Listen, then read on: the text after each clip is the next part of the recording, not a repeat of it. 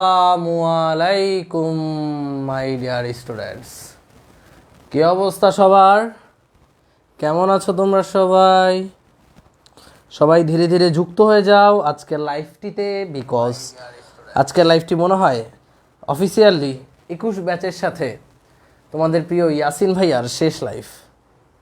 সেই power play থেকে শুরু করে তোমাদের সাথে ছিলাম, আর ঢাকা ইউনিভার্সিটিতে তোমাদের লাস্ট মানে হচ্ছে এখন 10 তারিখে এক্সাম।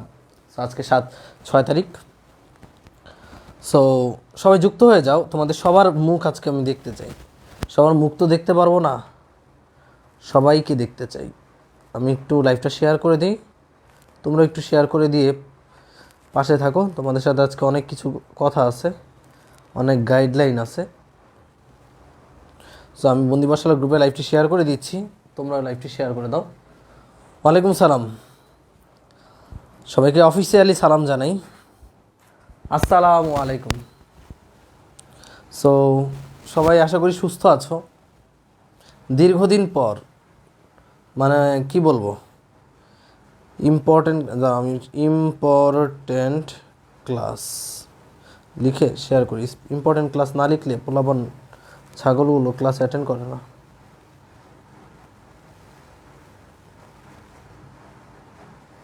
ওকে, ইম্পর্টেন্ট ক্লাস লিখে আমি শেয়ার করে দিয়েছি। তোমরা একটা কাজ করো, তোমরা একটু শেয়ার করে দাও। ইম্পর্টেন্ট ক্লাস লিখে বন্ধুদেরকে একটু মেনশন করে ডেকে নিয়ে আসো। ওকে, সো তোমাদের সাথে একটু কথা বলা শুরু করি। কথাটা হচ্ছে যে প্রায় মানে আমি মনে হয় সবচেয়ে বেশি ক্লাস নিছি এই তোমাদের এই 21 ব্যাচের, সেই পাওয়ার প্লে থেকে শুরু করে এখন পর্যন্ত। সো আজকের ক্লাসের মাধ্যমে, ঢাকা ইউনিভার্সিটির এক্সামের মাধ্যমে তোমাদের সাথে হয়তো বা আমার ক্লাস নয়টি ঘটবে। জানি না এখানে কতজন স্টুডেন্ট আছো যারা সেই পাওয়ার প্লে থেকে আমার সাথে পথ চলা শুরু করেছিলে। তোমাদের কথা ভেবে আজকে একটু মন খারাপ লাগছিল যে একটা ব্যাচ এই হাতের নিচ দিয়ে চলে যাচ্ছে। সো সেই যে শুরু থেকে একাডেমিক থেকে অ্যাডমিশন পর্যন্ত তোমাদের পাশে থাকা এই জার্নিটা আমার জন্য খুব ভালো লাগছিল, আমার জন্য খুব ভালো ছিল। আমি খুব এনজয় করেছি, কষ্ট হয়েছে বাট এনজয় করেছি। তোমাদের কেমন লাগছে আমি জানি না। সো তোমাদের সাথে আজকে অফিসিয়ালি লাস্ট ক্লাস হয়তো। সো তোমাদের কেমন লাগছে, তোমাদের কতটুকু উপকার করতে পারছি সেটার ফলাফল পাওয়া যাবে আগামী 10 তারিখ। 10 তারিখ যদি তোমরা এক্সামে ভালো করো, তখন হয়তো বা 10 তারিখ এক্সাম দেওয়ার পর যদি চান্স পেয়ে এসে জানো যে ইয়াসিন ভাইয়া আমার সফলতার গল্পে আপনিই ছিলেন, তখন হয়তো বা আমার মনে অন্যরকম একটা আনন্দ খেলবে, অন্যরকম একটা মানে হচ্ছে কী বলবো, সেই আমি আমার এই কষ্টের প্রাপ্তিটা তখন আমি পাবো। সো আজকে তোমাদের পদার্থবিজ্ঞান দ্বিতীয় পত্র সাজেশন ক্লাস নিয়ে আমি হাজির হয়েছি। সো তোমাদের কাছে আমার রিকোয়েস্ট থাকবে, প্রথম রিকোয়েস্ট হচ্ছে এই ক্লাসটি নিজ নিজ টাইমলাইনে শেয়ার করে দাও। অলরেডি 1100 জন আছো। ইয়াসিন ভাইয়ের ক্লাস হয়তো বা আর তোমরা করবা না, ঢাকা ভার্সিটিতে চান্স পাওয়ার পর হয়তো বা তোমরা নিজেরা পড়াবা, এখানে এসে পড়াবা। সো তখন ইয়াসিন ভাইয়ের ক্লাস করার প্রয়োজন পড়বে না। সো এই ক্লাসটি শেষবারের মতো নিজ টাইমলাইনে শেয়ার করে দিয়ে বন্ধুদেরকে একটু মেনশন করে দাও।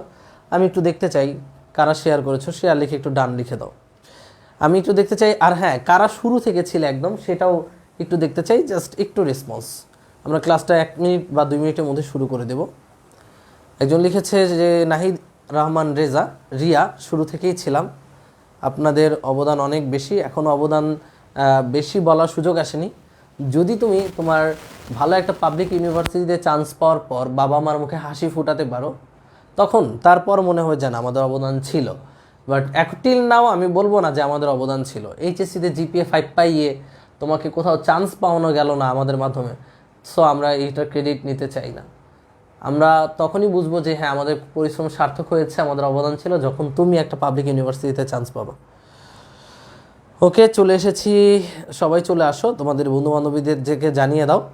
আজকের ক্লাসটিতে আমরা পদার্থবিজ্ঞান দ্বিতীয় পত্রের সাজেশন দিব, বেশি সময় লস করব না। আমি তোমাদেরকে টপিকগুলো বলে দিব, সেই টপিকগুলো নিয়ে যেই 4-5 ধরনের ম্যাথমেটিক্স আছে সেগুলো তোমরা করে ফেলবা, তাহলে আর কিচ্ছু দরকার নেই। নাজমুল হাসান ইসা আমাদের উত্তরা ব্রাঞ্চের অ্যাসিস্ট্যান্ট ম্যানেজার বলেছে আমি ভাই। আচ্ছা, এই সময় তোমাদের সবচেয়ে যেটা দরকার সেটা হচ্ছে এক্সাম, পরীক্ষা। সো তোমাদের জন্য বন্দিবাসালা একটা বিশাল আয়োজন করেছে। বন্দিবাসালার যে আয়োজনটা হচ্ছে তুমি যদি যেটা করতে পারো সেটা হচ্ছে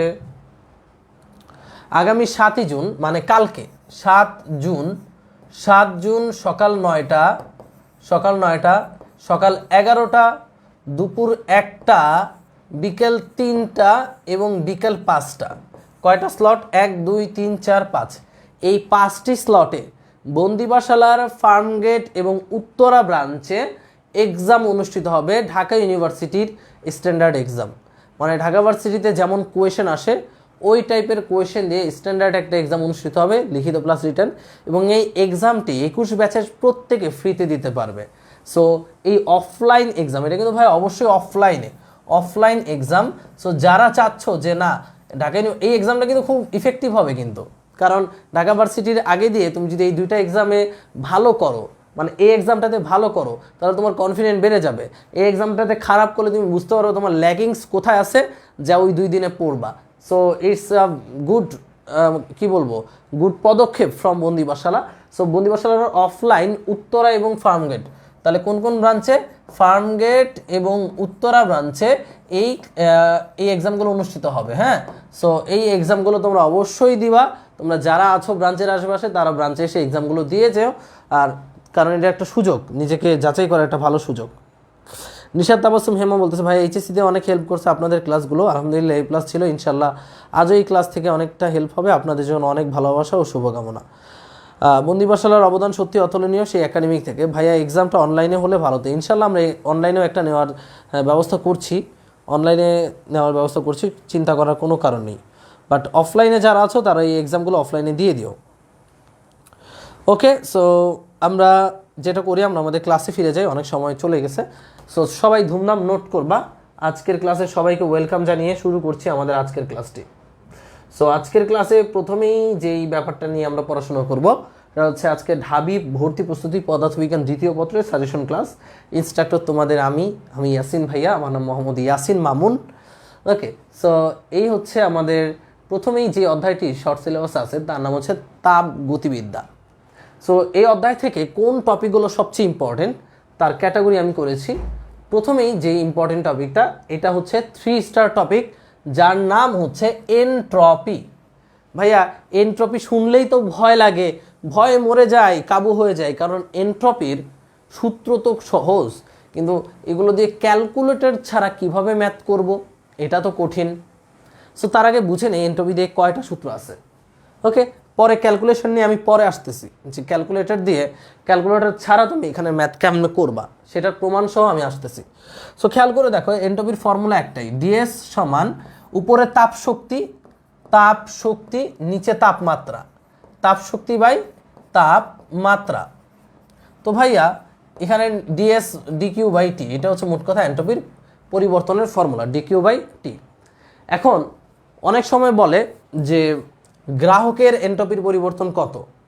তাপ গ্রাহকের T2 এবং Q2 লাগবে, তাহলে তাপ গ্রাহকের এনট্রপির পরিবর্তন হবে ডিএস সমান Q2 বাই T2। কথা কি বুঝাইবার পারছি?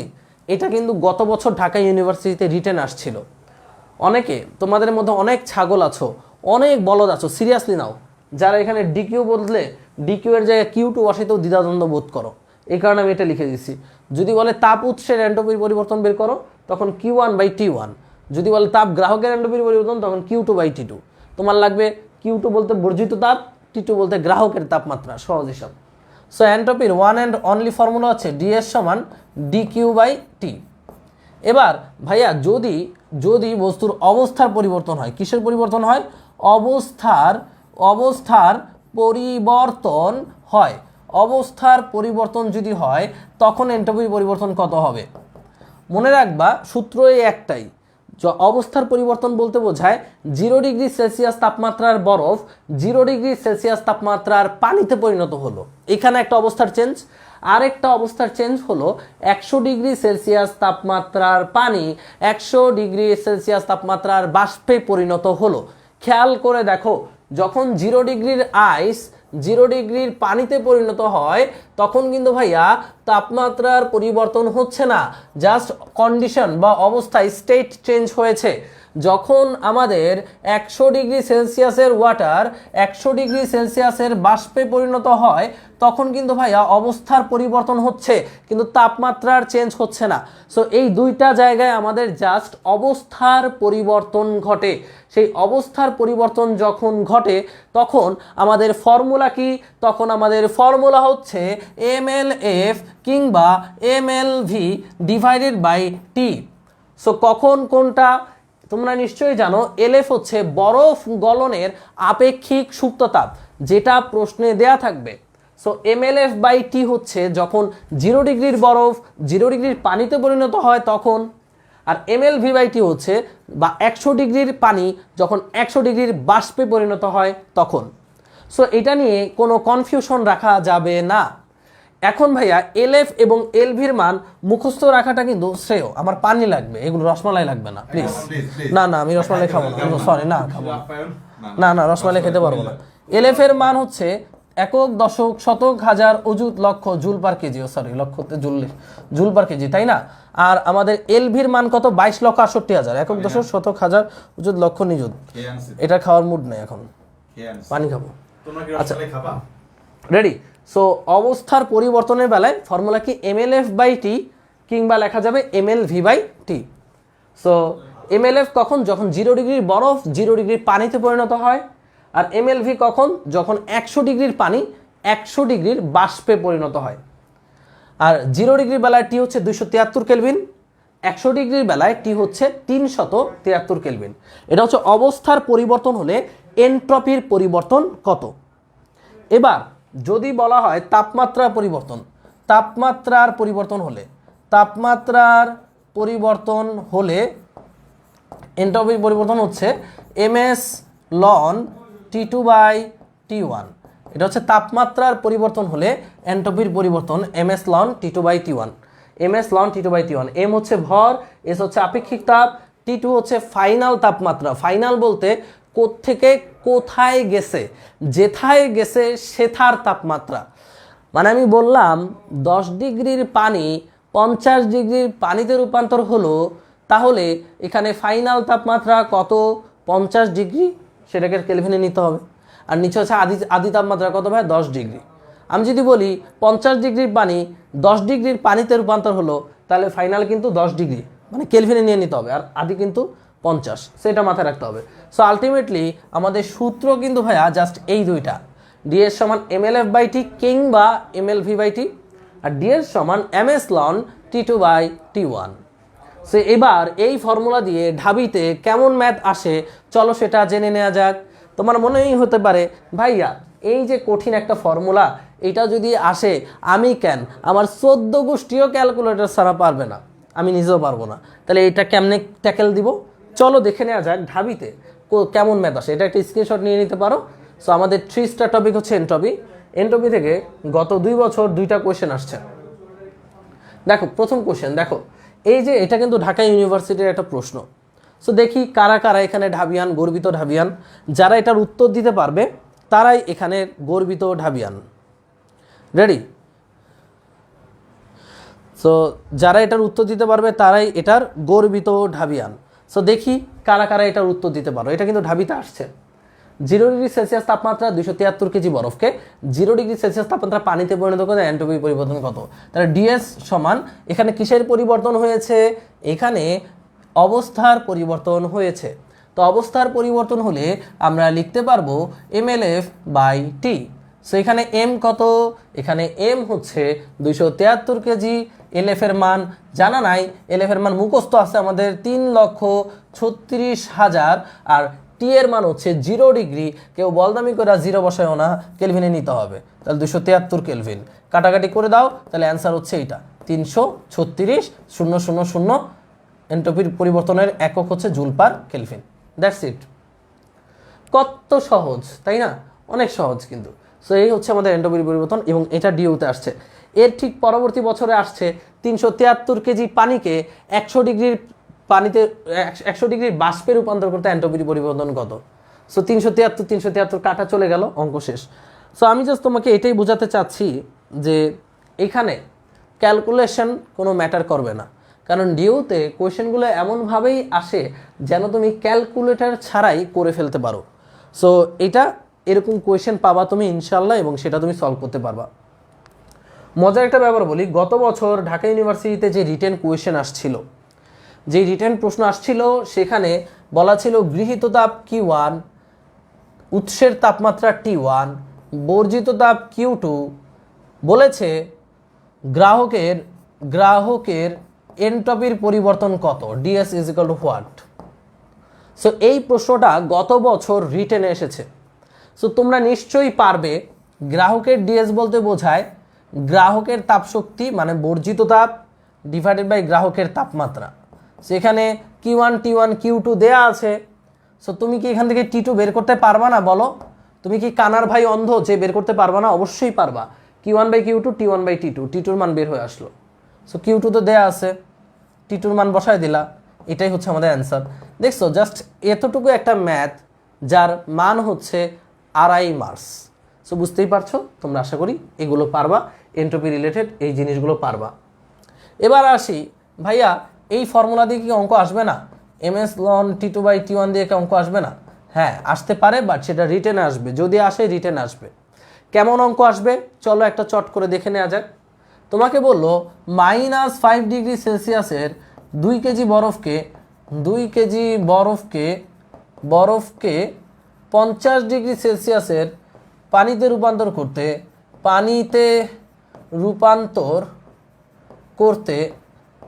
করতে DS is equal two what. তোমাকে এটা বললো। এই ধরনের ম্যাথ ইঞ্জিনিয়ারিংয়ে আসে, বাট আমার সন্দেহ হচ্ছে এবার ঢাবিতে একটা রিটেন আকারে আসবে এরকম। সো এটা কীভাবে করব? আমার প্রথমত জিনিসটা বুঝতে হবে। দেখো -5 ডিগ্রি 2 কেজি বরফ ছিল, তাহলে এটা হচ্ছে -5 ডিগ্রি সেলসিয়াসের আইস। সে কি লাফ দিয়ে 50-এ চলে যেতে পারবে? 50 ডিগ্রি পানিতে চলে যেতে পারবে না। ফার্স্ট অফ অল -5 ডিগ্রি সেলসিয়াসের আইস, সে যাবে 0 ডিগ্রি সেলসিয়াসের আইসে, তাই না? যে কোনো জিনিস গলতে হলে, যে কোনো বরফ গলতে হলে অবশ্যই 0 ডিগ্রি বরফে যেতে হবে। এরপর সে 0 ডিগ্রি সেলসিয়াসের আইস থেকে 0 ডিগ্রি সেলসিয়াসের ওয়াটার হবে, এবং 0 ডিগ্রি সেলসিয়াসের ওয়াটার থেকে সে যে কোনো তাপমাত্রার ওয়াটার হইতে পারবে। তার 0 ডিগ্রি সেলসিয়াসের ওয়াটার থেকে 50 ডিগ্রি সেলসিয়াসের ওয়াটার হইল। সো এই হচ্ছে আমাদের স্টেটগুলো, তাই না? -5 বড়ই কখনোই এক লম্ফ দিয়া 50-এ পৌঁছতে পারিবে না। সো -5 ডিগ্রি বরফ আগে 0 ডিগ্রি বরফ হবে, 0 ডিগ্রি বরফ থেকে 0 ডিগ্রি পানি হবে, 0 ডিগ্রি পানি থেকে 50 ডিগ্রি পানি হবে। সো এখানে কয়টা স্টেট ভাইয়া? একটা, দুইটা, কয়টা তীর চিহ্ন? দেখো 1 2 3, 3টা তীর চিহ্নে 3টা এন্ট্রপির চেঞ্জ হবে। আর সেই 3টা এন্ট্রপির চেঞ্জ আমরা যোগ করে দিলেই টোটাল এন্ট্রপির পরিবর্তন পেয়ে যাব। সো এখানে DS1 হচ্ছে কি চেঞ্জ হয়েছে? তাপমাত্রা নাকি অবস্থা?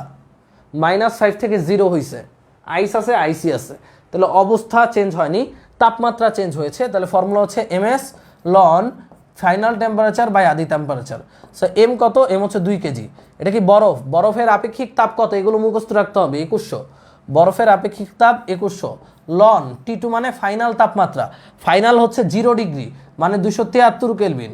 T1 হচ্ছে -5 ডিগ্রি, তার মানে 268 কেলভিন। এগুলো হচ্ছে আমাদের DS1। এবার এইখানে DS2, এন্ট্রপির পরিবর্তন DS2। এখানে কি হয়েছে? এখানে কি তাপমাত্রার চেঞ্জ হয়েছে? তোমরা দেখতেই পাচ্ছ এখানে আমাদের তাপমাত্রার কোনো পরিবর্তন হয় নাই। তাপমাত্রা পরিবর্তন না হওয়ার কারণে আমরা লিখতে পারি mLF/T। এম কত ভাইয়া? 2 কেজি।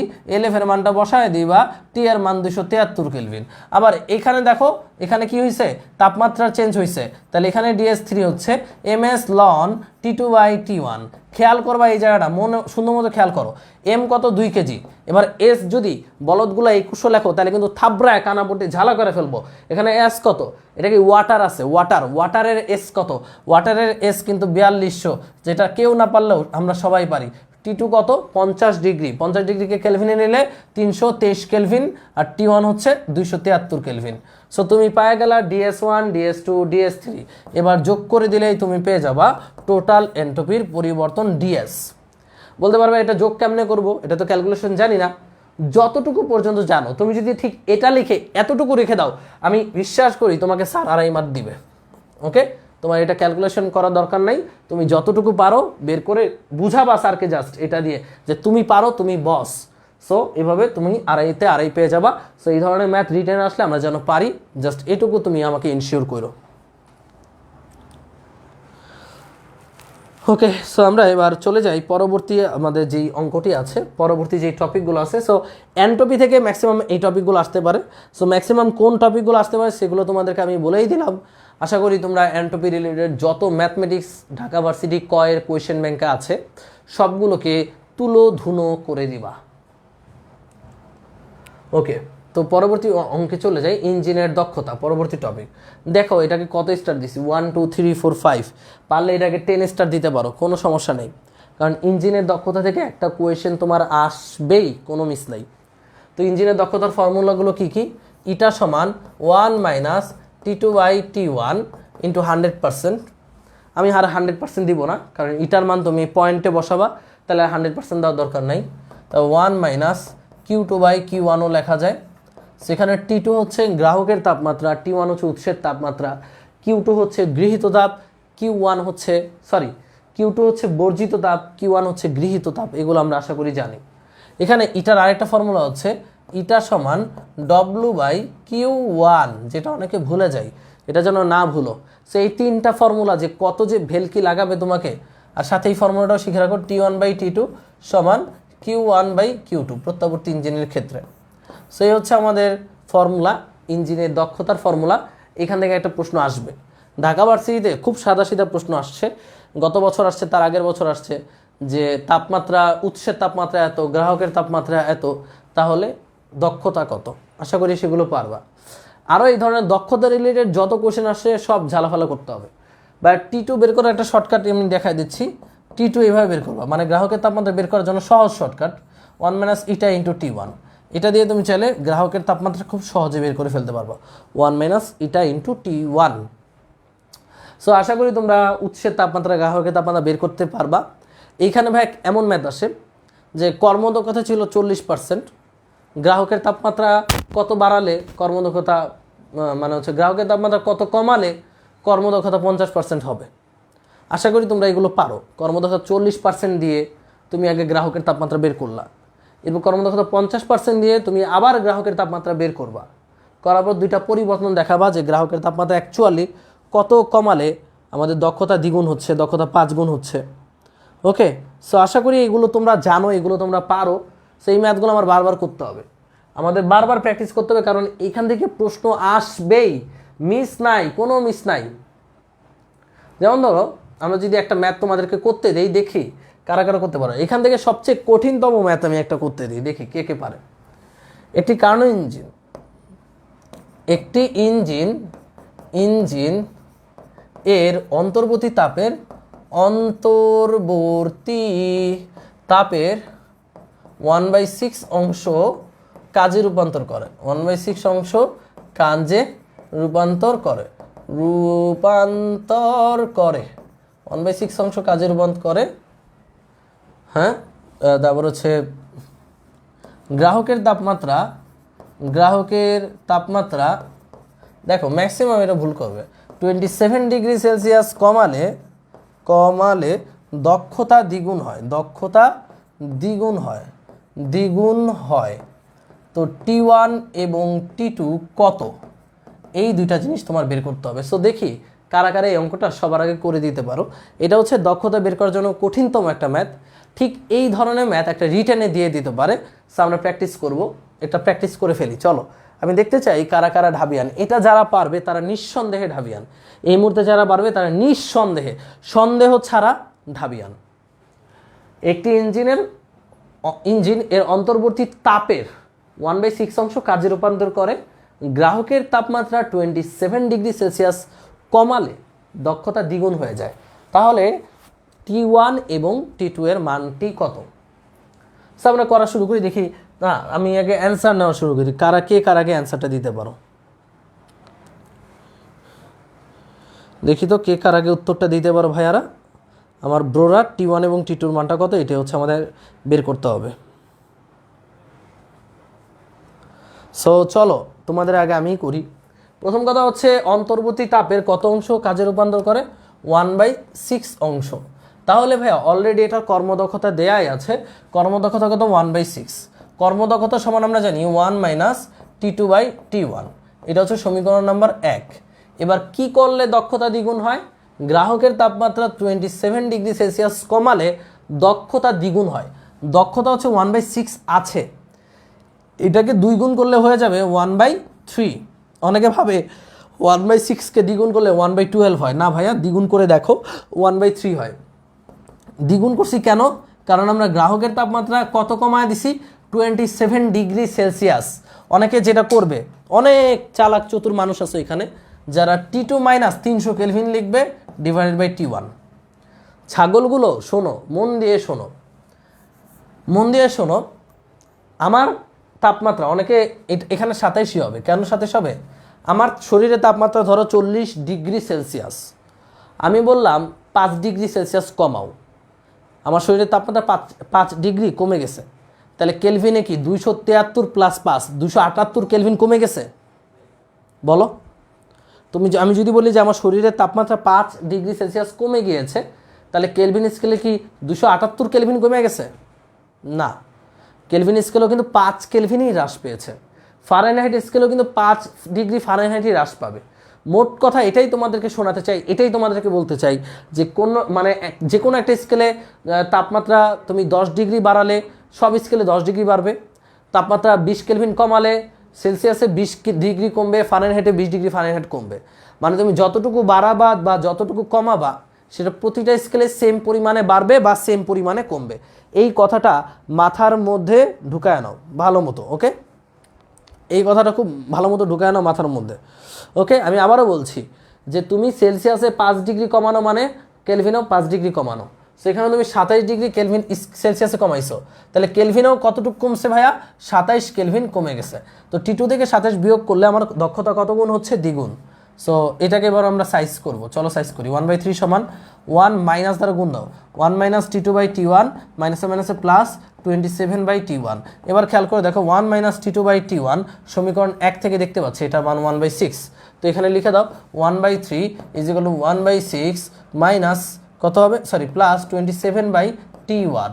এবার 1/3 থেকে 1/6 বিয়োগ করলে এখানে 1/6 পড়ে থাকবে 27/T1। সুতরাং T1 এর মান হচ্ছে 6 × 2 = 12 120, 6 × 7 = 42 162 কেলভিন। T1 এর মান যদি 162 কেলভিন হয়, T2 এর মান শর্টকাট দিয়ে বের করো, 1 - 1/6 × 162 162, 5/6 5/6 × 162 কত হয়? 5/6 × 162 কত হয় ভাইয়া? কত হয়? 6 62 মধ্যে 6 162 মধ্যে কয়বার যায় জানি না, 2 দিয়ে কাটো, 3 × 6 2 দিয়ে কাটলে 81।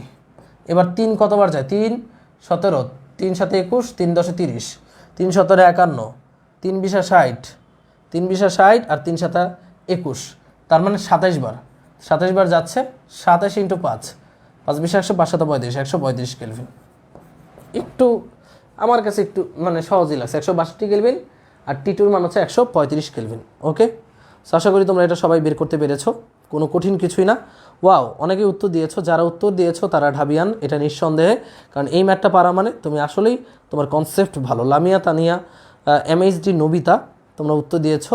ভাইয়া ক্লাস কি রেকর্ড থাকবে? ফারজানা ফারহা, শায়লা ইসলাম ইজ ওয়াচিং। সো অনেকেই সঠিক উত্তর দিয়েছো।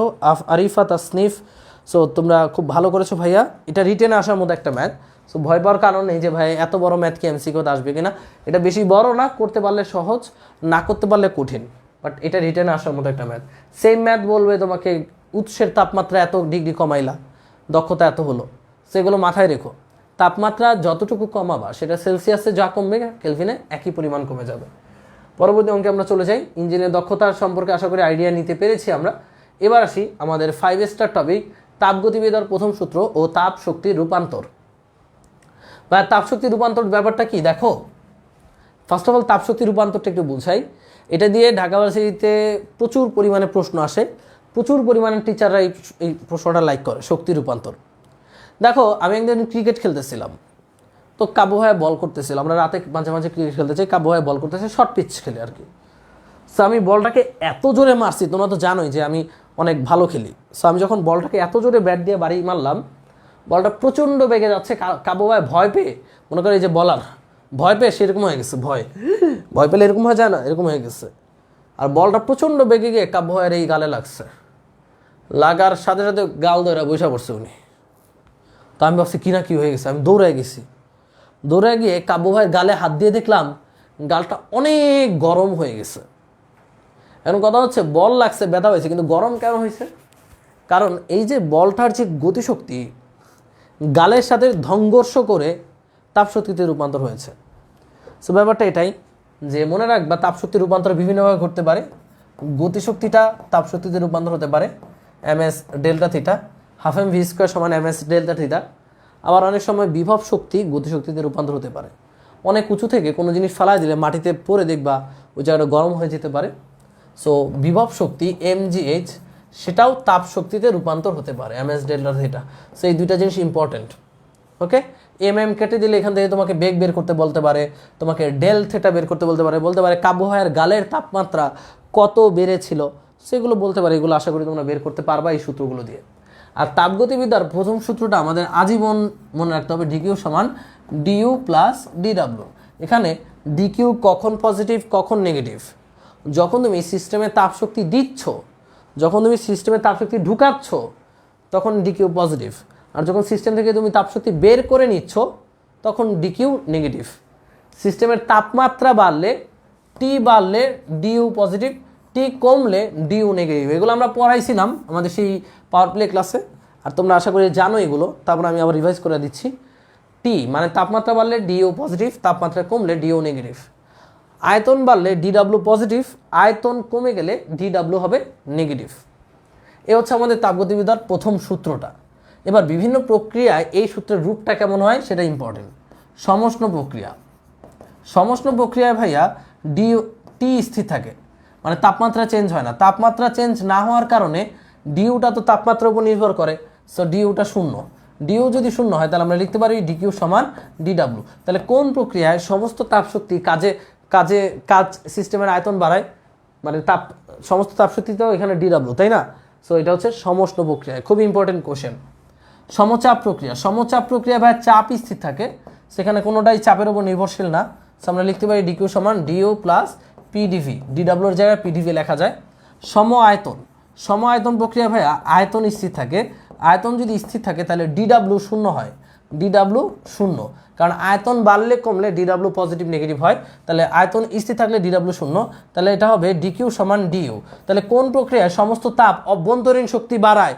সম আয়তন প্রক্রিয়া। খুবই ইম্পর্টেন্ট কোশ্চেন, এগুলো খুব দ্রুত বলছি বাট এগুলো খুবই ইম্পর্টেন্ট কোশ্চেন। এবং অ্যাট লাস্ট হচ্ছে রুদ্ধতাপীয় প্রক্রিয়া। এই যে রুদ্ধতাপ দিয়ে এবার কোশ্চেন আসছে, রুদ্ধতাপীয় প্রক্রিয়া। ভাই রুদ্ধতাপীয় প্রক্রিয়ায় কী ঘটনা ঘটে? ডিকিউ শূন্য হয়, ডিকিউ শূন্য হলে ডিকিউ যদি শূন্য হয় ডিইউ সমান মাইনাস ডিডাব্লিউ। তো বলা হচ্ছে যে কোন প্রক্রিয়ায় কাজ হলে সিস্টেমের তাপমাত্রা কমে। দেখো ডিডাব্লিউ যদি হয় তাহলে এটা হবে মাইনাস ডিইউ, বা ডিইউ হলে হবে মাইনাস ডিডাব্লিউ। তার মানে কাজ হলে তাপমাত্রা কমবে, আর তাপমাত্রা বাড়লে কাজ মানে হচ্ছে আয়তন কমবে, তাই তো? একই কথা। এখানে খেয়াল করে দেখো, ডিইউ মানে টি আর ডিডাব্লিউ মানে ভি। তো টি বাড়লে ভি কমবে, টি কমলে ভি বাড়বে। কোন প্রক্রিয়ায়? কোন প্রক্রিয়া এটা? রুদ্ধতাপীয় প্রক্রিয়ায়। এই প্রশ্নটা এবার আসছে, সো আশা করি তোমরা পারবা। কোন একটা ভার্সিটিতে আসছে যে কোন প্রক্রিয়া তাপমাত্রা বাড়লে গ্যাসের আয়তন কমে যায়, কোন প্রক্রিয়া? রুদ্ধতাপীয় প্রক্রিয়ায়। সো এগুলো তোমরা সহজ, এগুলো আশা করি পারবা। এগুলো নতুন কিছু না, এগুলো আমরা শিখিয়েছিলাম পাওয়ার প্লেতে। সো চাইলে একটা স্ক্রিনশট রাখতে পারো এটা, কারণ মুছে দেব।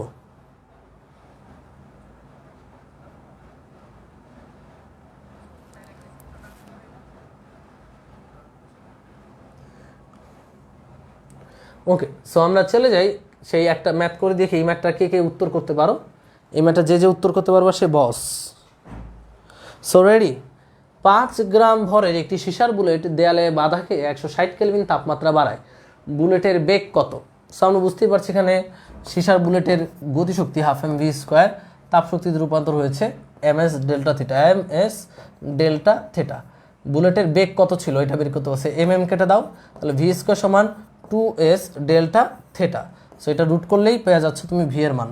তাহলে 2s হচ্ছে সীসার আপেক্ষিক তাপ 125, আর ডেল থিটা হচ্ছে 160। তো এটা ক্যালকুলেশন করলে তুমি পাবা 200 মিটার পার সেকেন্ড।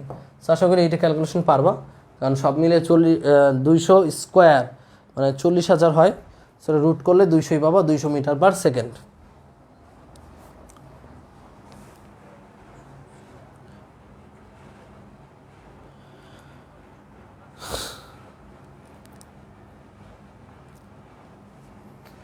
ওকে, সো পরবর্তী প্রশ্নে চলে যাওয়া যাক। তাপমাত্রা স্কেল এই অধ্যায়ের লাস্ট টপিক, 3 স্টার টপিক। সেই তাপমাত্রা স্কেল সম্পর্কে আমাদের খুঁটিনাটি অল্প কিছু জানতে হবে। প্রথম জানতে হবে C/5 is equal two F minus 32/9 is equal two K minus 273/5। এই ফর্মুলা কোন তাপমাত্রায় সেলসিয়াস এবং ফারেনহাইট একই পাঠ দেয়?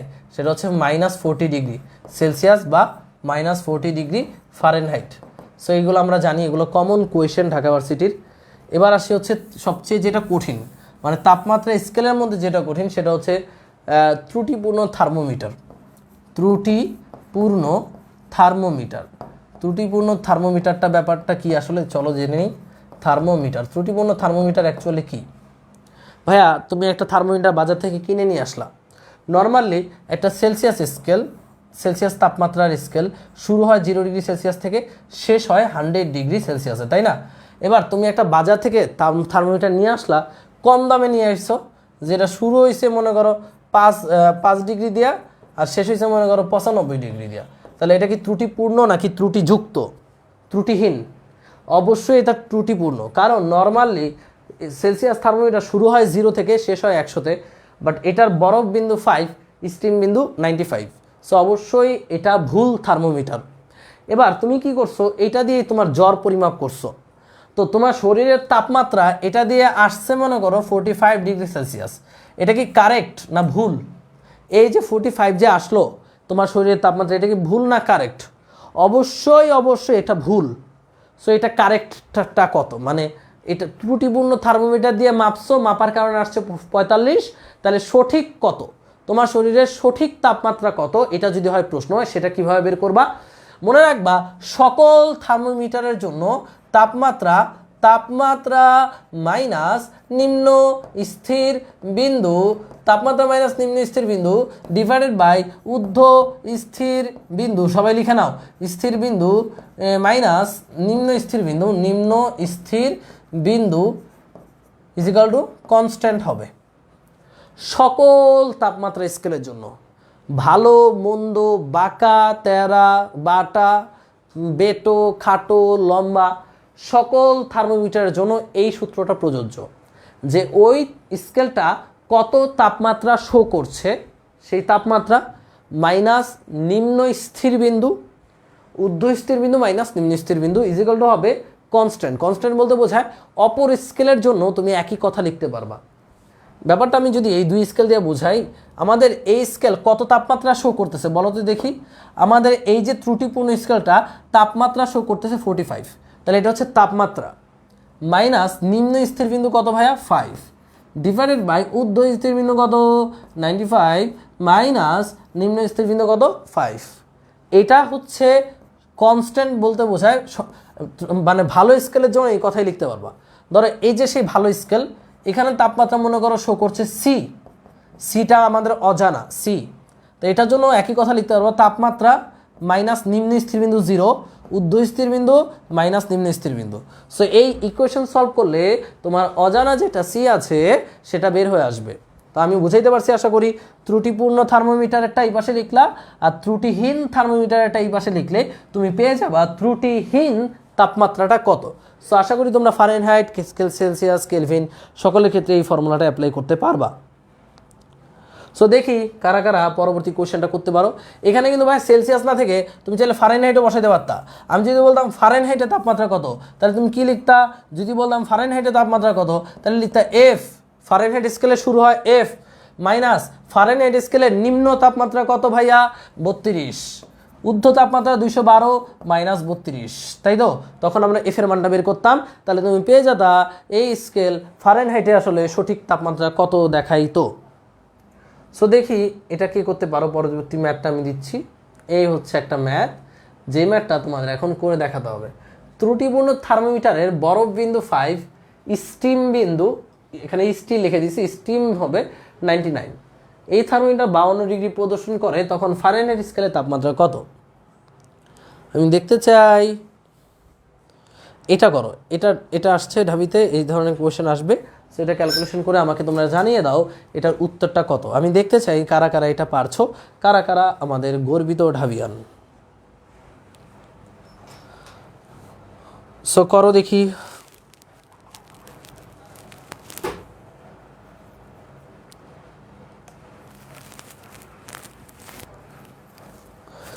তোমাদেরকে অনেক গান শুনাইছি, তোমাদেরকে যত গান শুনাইছি আমি, এত গান মনে হয় অন্য কোনো ব্যাচকে আমি শুনাইনি বা শোনাবো না। 21 ব্যাচ ছিল আমার গানের ব্যাচ। আমি আগে আগে গান গাইতাম, মাঝখানে গান টান গাওয়া বাদ দিয়ে দিছিলাম, এরপর আবার তোমাদের ব্যাচের মাধ্যমে গান গাওয়া শুরু হয়েছিল। ওকে, মনে আছে তোমাদের তাপগতিবিদ্যা পড়ানোর সময় গান গাইতাম? জিনিসগুলো খুব ভুলে যায়, খুব মনে পড়বে।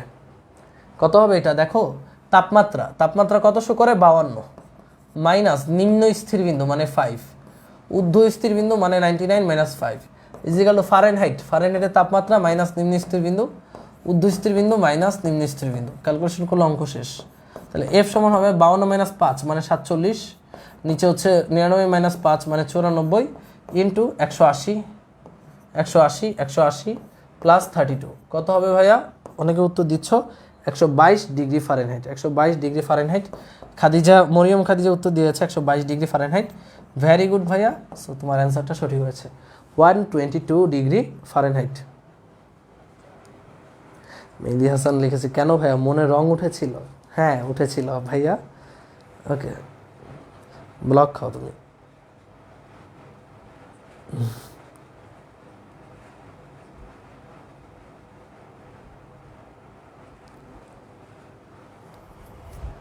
ওকে, সো চলো, এই হচ্ছে আমাদের অ্যান্সার। সো আশা করি পারবো এই ধরনের ম্যাথ। এবার চলে আসি আমরা চলতরিতে। সেখানে ইম্পর্টেন্ট টপিকগুলো আশা করি আমি আবার দেখাচ্ছি। তাপমাত্রা স্কেল 3 স্টার, তারপর হচ্ছে তোমার ইঞ্জিনের দক্ষতা সবচেয়ে ইম্পর্টেন্ট, তারপর হচ্ছে আমাদের এনট্রপি। সো আর কি জানি মাঝখান দিয়ে একটা বাদ গেছে, হ্যাঁ বাদ গেছে হচ্ছে এটা, যে তাপগতিবিদ্যার প্রথম সূত্র ও তাপশক্তি রূপান্তর, এটাও 5 স্টার। 4টা টপিক আমি বলেছি, 4টা টপিক খুব ভালো মতো পড়ো। এরপর আসে আমাদের বাঘা অধ্যায় চলতরিত।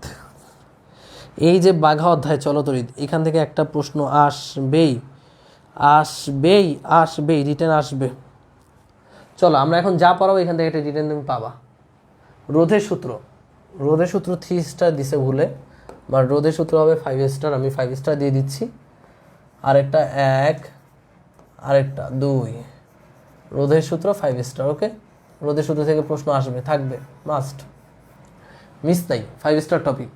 সো রোধের সূত্রে কি কি প্রশ্ন আছে? আগে রোধের সূত্রটা কি সেটা জেনে নিই। রোধের সূত্র হচ্ছে R is equal to rho L by A, বা R is equal to rho L by A জায়গায় লিখতে পারবো পাই আর স্কোয়ার। খেয়াল করে দেখো, রোধের সাথে আমাদের ব্যাসার্ধের সম্পর্ক বর্গের ব্যস্তানুপাতিক। সো আমরা নিশ্চয়ই লিখতে পারবো R2 বাই R1 সমান L2 by L1 into R1 by R2 এর স্কোয়ার।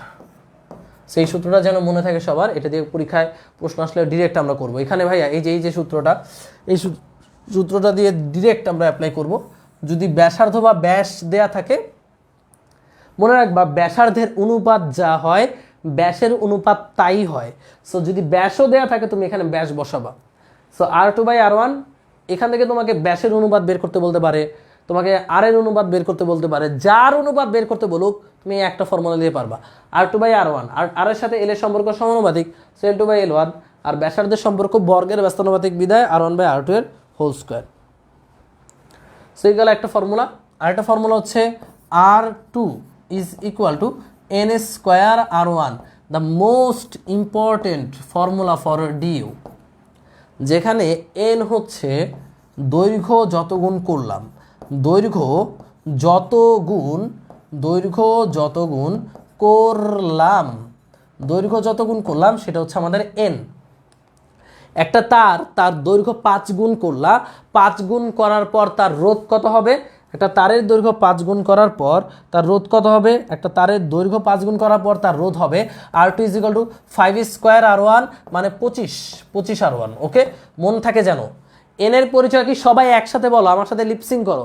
এন এর পরিচয় হচ্ছে দৈর্ঘ্য যত গুণ করলাম, দৈর্ঘ্য যত গুণ করলাম সেটা হচ্ছে আমাদের এন। সো দৈর্ঘ্য 5 গুণ করলে R2 মান হবে N স্কোয়ার R1 মানে 5 স্কোয়ার R1। দৈর্ঘ্য 6 গুণ করলে মান হবে 6 স্কোয়ার R1। সো এগুলো যেন আমাদের পারতে হয়। সো এন হচ্ছে মোট কথা দৈর্ঘ্যকে যত গুণ করেছি।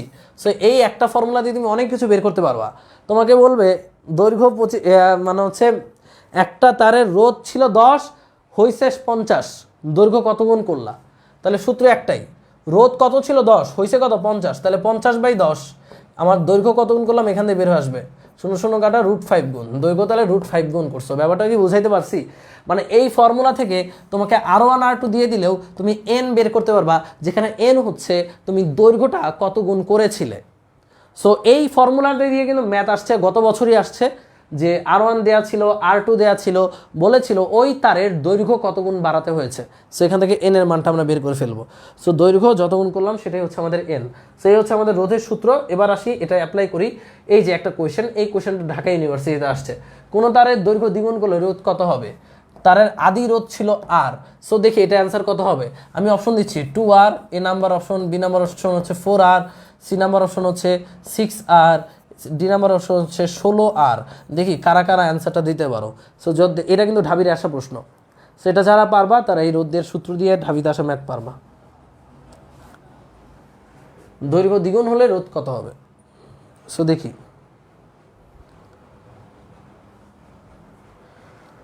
শুভ হাওলাদার সবাই উত্তর লিখেছে, সবাই উত্তর লিখছে। ওকে, সো এটার কত হবে? দৈর্ঘ্য দ্বিগুণ করলে রোধ কত হবে?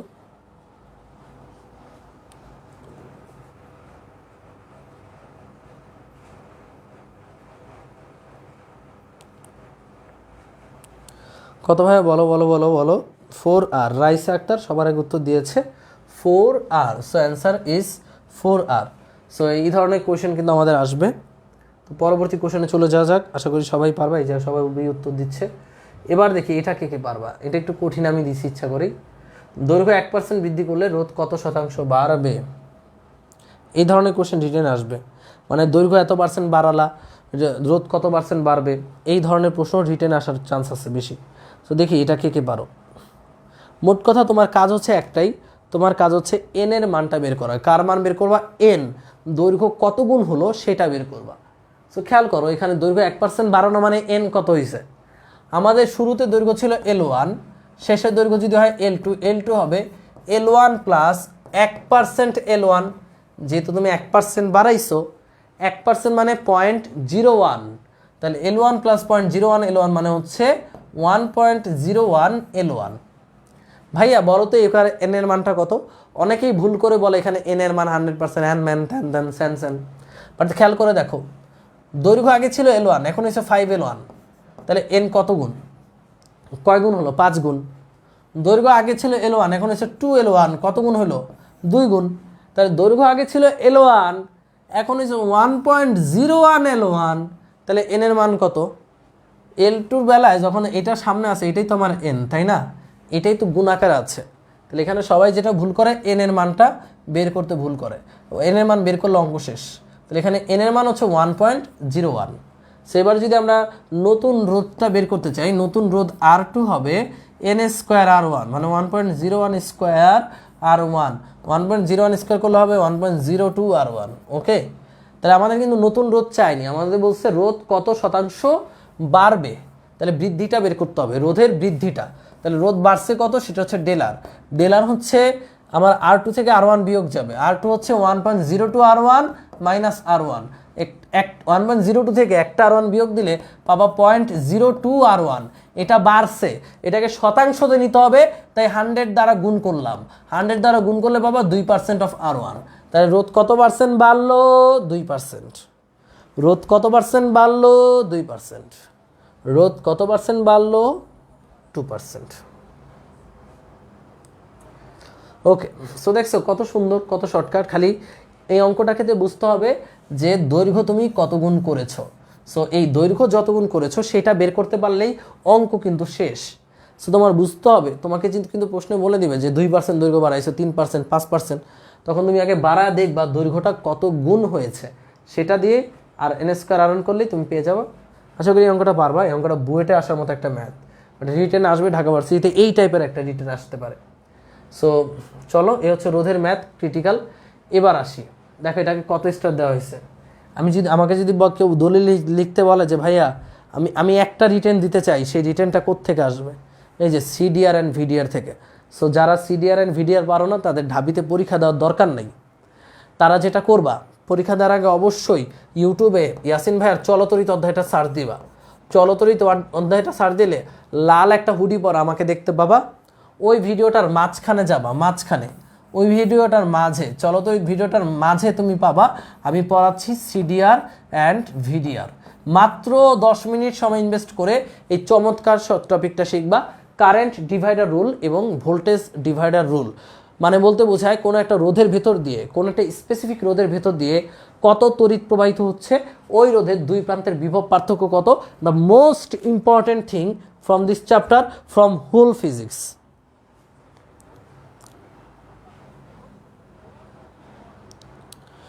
ওকে, সো চলো দেখি সেটা করা যায় কিনা। সো আমি সিডিআর অ্যান্ড ভিডিআরটা একবার বুঝাই দিই, জাস্ট ভালো করে খেয়াল করো। ফার্স্ট অফ অল এদিকে লিখতেছি ভিডিআর। ভিডিআর মানে ভোল্টেজ ডিভাইডার রুল, আর সিডিআর মানে হচ্ছে কারেন্ট ডিভাইডার রুল। সো একটা প্রশ্ন আসবে, আমি জাস্ট বুঝাই দিচ্ছি, তোমরা প্র্যাকটিস প্রবলেম করবা ঢাকা ভার্সিটির। সো ভোল্টেজ ডিভাইডার রুলে আমি অনেকগুলো রোধ আঁকতেছি, একটা রোধ, দুইটা রোধ, রোধ এবার পু কুচু কুচু কুচু কুচ পু কুচু কুচু কুচু কুচু কু কুচু কুচু কুচু। এখানে একটা ব্যাটারি দিয়ে দাও, হচ্ছে আমাদের ব্যাটারি, তাই না? এখানে 3টা রোধ আছে, R1, R2, R3। সো এটা হচ্ছে বিভব পার্থক্য ভি, টোটাল ভোল্টেজ ভি। আবার এইখানে আমি কিছু রোধ আঁকবো যারা সমান্তরাল আছে, কুচু কুচু কুচু পু কুচু কুচু কুচু কুচু পু কুচু কুচু কুচু কুচু কুচু কুচু কুচু পু পু পু পু। সেখানে আমাদের R1, R2, R3 দেওয়া আছে, এখানে হচ্ছে টোটাল ভোল্টেজ ভি। সো মোট কথা ভোল্টেজ ডিভাইডার রুল আমরা বের করতে চাচ্ছি। খেয়াল করো, ভোল্টেজ ডিভাইডার রুল দিয়ে আমরা মূলত কোনো একটা রোধের দুই প্রান্তের বিভব পার্থক্য বের করি। ওকে, সো যারা আরেকবার বুঝান বলতেছো, বুঝাচ্ছি, মন দিয়ে খেয়াল করো। সো ভোল্টেজ ডিভাইডার রুল দিয়ে কী বের করি? বিভব পার্থক্য বের করি। সো আমাকে যদি বলা হয় যে এই যে R1, এই R1-এর দুই প্রান্তের বিভব পার্থক্য কত, তখন আমি ভোল্টেজ ডিভাইডার রুল অ্যাপ্লাই করব। সো R1-এর দুই প্রান্তের বিভব পার্থক্য যদি হয় V1, সেটা হবে যার ভোল্টেজ, মনে রাখবা, যার ভোল্টেজ সে উপরে, কে উপরে? তাহলে R1, নিচে হচ্ছে শ্রেণীতে তুল্যরোধ। কিসের তুল্যরোধ? শ্রেণীতে যেই রোধগুলো আছে তাদের তুল্যরোধ। তাই আমি লিখে দিচ্ছি শ্রেণীতে তুল্য রোধ। শ্রেণীতে তুল্যরোধ ইনটু টোটাল ভোল্টেজ, যেহেতু ভোল্টেজ বের করতেছে, ইনটু টোটাল ভোল্টেজ। মনে রাখো, আমি আবারও বলছি, সবাই আমার সাথে বলো, সবাই বলো, যারা যারা দেখছো, যার ভোল্টেজ সে উপরে, নিচে হচ্ছে শ্রেণীতে তুল্যরোধ ইনটু টোটাল ভোল্টেজ। এবার এখানে একটা জিনিস তোমাদেরকে বলে রাখি, এখানে ধরে নাও R1 একা নাই, এখানে R1-এর সাথে আরেকটা রোধ আছে, তখন কি করতাম? মনে রাখবা, যখন সমান্তরালে রোধ থাকবে তখন এই দুইটাকে মিলে একটা বানাইতে হবে, একটা বানাই এখানে বসাবা। কারণ সমান্তরালে যদি 100টা রোধও থাকে, এই 100টা রোধেরই ভোল্টেজ কি হবে? একই হবে। আমরা জানি সমান্তরালে প্রত্যেকটা রোধের বিভব পার্থক্য সেম। সেখানে যদি 50টা রোধও থাকে, 50টাকে মিলে আবার একটা বানাইতে হবে। কয়টা বানাইতে হবে? একটা বানাইতে হবে। সো 50টাকে মিলে আমরা একটা বানায় পরে উপরে একটা লিখবো। তাহলে যদি মনে করো, ধরো এখানে আছে 5, এখানে আছে 6, তোমাকে বলো 6-এর বিভব পার্থক্য কত, তুমি কি খালি এখানে 6 লিখবা? ভুলেও না, তুমি 6 এবং 5কে মিলে কয়টা বানাবে? একটা বানাবা। একটা বানানোর পর যেটা হয় সেটা এখানে লিখবা, মনে থাকে জানি। সো যার ভোল্টেজ সে উপরে, নিচে হচ্ছে শ্রেণীতে রোধগুলো তুল্যরোধ, মানে শ্রেণীতে যতগুলো রোধ আছে তাতে তুল্যরোধ ইনটু টোটাল ভোল্টেজ। তাহলে বলো তো, এই যে R2-র দুই প্রান্তে বিভব পার্থক্য কত হবে? V2। কার ভোল্টেজ? R2, উপরে R2, নিচে হচ্ছে শ্রেণীতে তুল্যরোধ মানে RS ইনটু টোটাল ভোল্টেজ। একইভাবে R3-র দুই প্রান্তে বিভব পার্থক্য V3, উপরে হচ্ছে R3 শ্রেণীতে তুল্যরোধ ইনটু টোটাল ভোল্টেজ। এই আশা করি এভাবে আমরা ভোল্টেজ বের করতে পারবো, প্রত্যেকটা রোধের বিভব পার্থক্য আমরা হিসাব করতে পারবো। এরপর আসি কারেন্ট ডিভাইডার রুল, মানে হচ্ছে আমাদের বিদ্যুৎ বের করতে হবে কীভাবে। খেয়াল করো, কারেন্ট কিন্তু এই বর্তনীতে ডিভাইড হয় না, শ্রেণী বর্তনীতে বা শ্রেণী সংযোগে রোধের মধ্যে দিয়ে প্রবাহ একই হয়। বাট কারেন্ট ভাগ হবে, এখানে এসে যখন 3টা লাইন পাবে, 1, 2, 3, তখন কারেন্ট ভাগ হয়ে যাবে। সো মনে করো আমি R1-এর কারেন্ট I1, R2-র কারেন্ট I2 এবং R3 কারেন্ট I3, এই 3টা বের করতে চাই। সো কারেন্ট ডিভাইডার রুল দিয়ে কেমনে বের করবো? মনে রাখবো, I1 বের করার নিয়ম হচ্ছে যার তড়িৎ সে নিচে, যার প্রবাহ বের করছো সে নিচে, তাহলে R1 নিচে, উপরে সমান্তরালের তুল্যরোধ। কার তুল্যরোধ? সমান্তরালে তুল্যরোধ তুল্য রোধ, সমান্তরালে তুল্য রোধ, এটা বের করতেছে কি কারেন্ট, তাহলে into total current, into total current, ভোল্টেজের বেলা ইনটু টোটাল ভোল্টেজ দিছিলা, কারেন্টের বেলা হবে ইনটু টোটাল কারেন্ট। তাহলে বলো তো R2 কত হবে, R2 এর মধ্যে কারেন্ট কত হবে কত দেখি, R2 এর মধ্যে কারেন্ট হবে I2 সমান যার প্রবাহ সে নিচে, তাহলে R2 নিচে, উপর হচ্ছে সমান্তরালে রোধগুলোর তুল্যরোধ, সমান্তরালে 3টা রোধ আছে তাদের তুল্যরোধ বের করে নিবা মানে RP ইনটু টোটাল কারেন্ট মানে I। একইভাবে I3 কত হবে, I3 হবে নিচে R3 উপরে RP into total current I। Total current আশা করি বের করতে পারি সবাই, টোটাল কারেন্ট হচ্ছে টোটাল ভোল্টেজ বাই টোটাল রোধ। সে হচ্ছে কারেন্ট ডিভাইডার রুল এবং ভোল্টেজ ডিভাইডার রুলের সবচেয়ে সিম্পলেস্ট ওয়ে। এবার কিন্তু আমরা ম্যাথমেটিক্স করলে তোমার কাছে ক্লিয়ার হয়ে যাবে। তোমাদের কাজ হচ্ছে যারা নতুন দেখলা বা নতুন শিখলা তারা ঢাকা ইউনিভার্সিটিতে আসা এই কোয়েশ্চেনগুলো সলভ করবা, তাহলেই হবে। ঢাকা ইউনিভার্সিটিতে আসা এই current divider rules, voltage divider rule এগুলো সলভ করবা, তাহলেই হবে। এগুলো কঠিন কিছু না, সহজ, সেই 9-10-এর কনসেপ্ট, খালি আমাদের দ্রুত করতে হবে। সো চলো কিছু ম্যাথ করে ফেলা যাক। এটা আমরা মুছে দিই, তোমরা চাইলে স্ক্রিনশট রাখতে পারো, আর আমি নাহলে মুছে দিচ্ছি।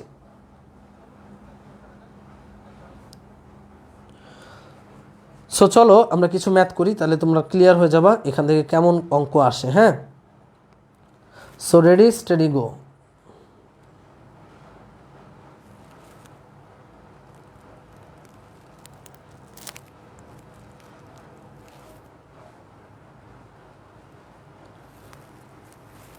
ওকে, সো আমরা কিছু ম্যাথ করে ফেলি। প্রথম যে ম্যাথটা আমি তোমাদেরকে দিতে চাই, প্রথম ম্যাথটা হচ্ছে এরকম, খেয়াল করো, খুবই সহজ। এখানে একটা ব্যাটারি আছে 12 ভোল্টের, এটা হচ্ছে 12 ভোল্টের একটা ব্যাটারি। এখান থেকে শুরু হয়ে এইভাবে যাচ্ছে, পু কিচ কিচ কিচ কিচ কিচ, পু গিচ গিচ গিচ গিচ গিচ পু, এখান থেকে একটা পু যাবে কুচ কুচ কুচ কুচ কুচ কুচ, পু কুচ কুচ কুচু কুচু কুচ কুচ। এ হচ্ছে আমাদের একটা বর্তনী, এটা 1 ওহম, এটা হচ্ছে 5 ওহম, এটা হচ্ছে তোমার 3 ওহম, এটা হচ্ছে তোমার 6 ওহম। সো ভাইয়া মনে রাখবা তুল্যরোধ বের করে কেমনে, দুইটা রোধ যদি সমান্তরালে থাকে তখন তুল্যরোধ কিন্তু নতুন করে শেখানো কিছু নাই, উপরে গুণফল নিচে যোগফল।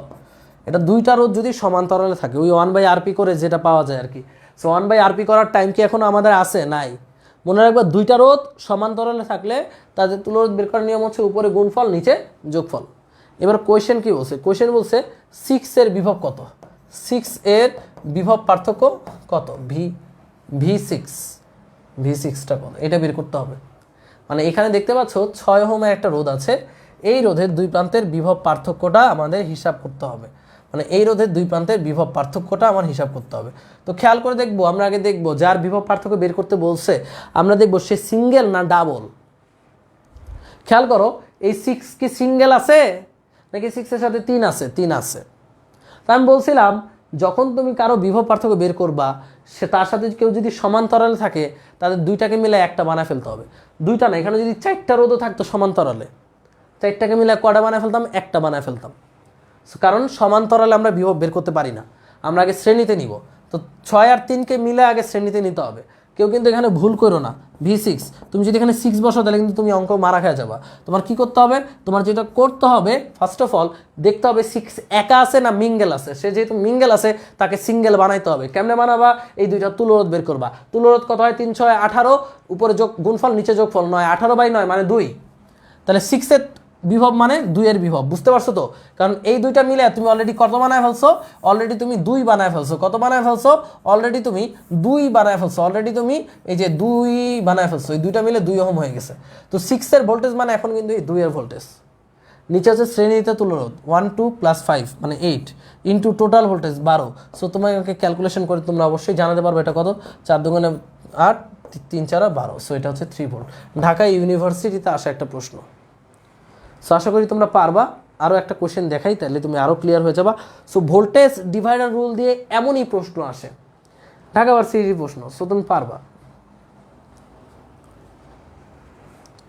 চলো দেখি আরেকটা ম্যাথ করা যাক কারেন্ট ডিভাইডার রুল দিয়ে। তাহলে তুমি এই দুইটা প্র্যাকটিস করার পর তুমি কিন্তু বাকি ম্যাথগুলো নিজে করবা এবং করলে আশা করি তুমি সাকসেসফুল হবা। সো চলো আর কি ম্যাথ করা যায় এখান থেকে কারেন্ট ডিভাইডার রুল দিয়ে। একটা সহজ ম্যাথ আরেকটা, এগুলো ঢাবির ম্যাথ। ঢাবির ম্যাথের ক্যালকুলেশন কঠিন কিছু না। 1 ওহম, এখানে একটা রোধ এইভাবে আছে, আর এখানে শিটম্যান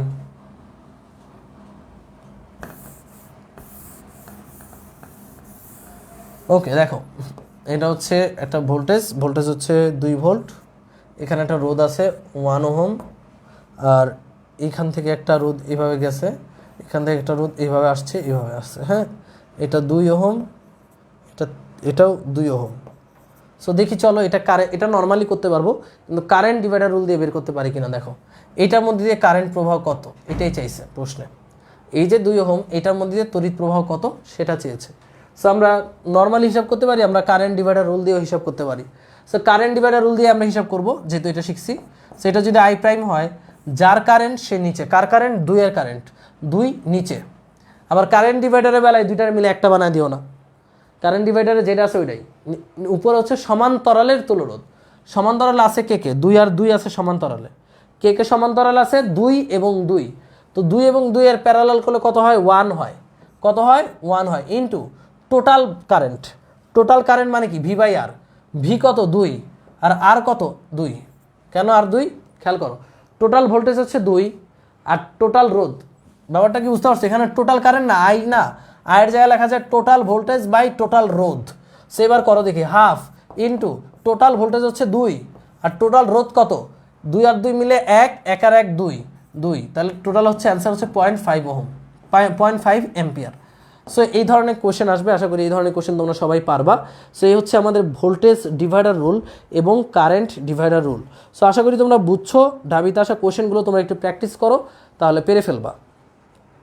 সো সবাইকে এতটুকু বুঝতে পারছি, প্রচুর ইম্পর্টেন্ট এগুলো, প্রচুর। ওয়াও, সবাই আমার আগে উত্তর দিয়েছো, that's great, 0.5 ampere, very good. So এগুলো প্রচুর ইম্পর্টেন্ট, প্রচুর পরিমাণে প্রশ্ন এখান থেকে আসবে। ওকে, কাব্য ভাই তোমাদের উদ্দেশ্যে যদি কিছু বলতে চায়। এই খালেদুর ভাই, বাবু ভাই,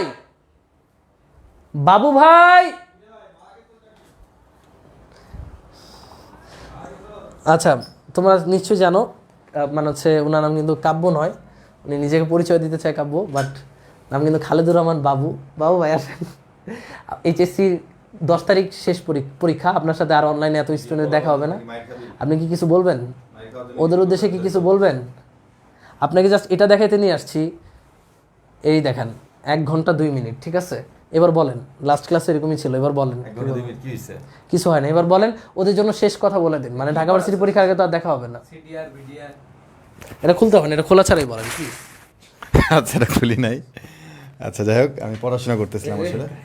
খালেদুর ভাইকে দেখেই যাই হোক, তো হ্যাঁ, তোমাদের 25 বছরের প্রশ্ন ব্যাংক সলভ আমি দিয়েছি ঢাকা ইউনিভার্সিটি ম্যাথের। সো সেগুলো তোমরা দেখবা। আজকে 2টা চ্যাপ্টার দেওয়া হয়েছে, একটা হচ্ছে কি ত্রিকোণমিতিক সমীকরণ, মানে বিপরীত ত্রিকোণমিতিক, আর একটা হচ্ছে বহুপদী।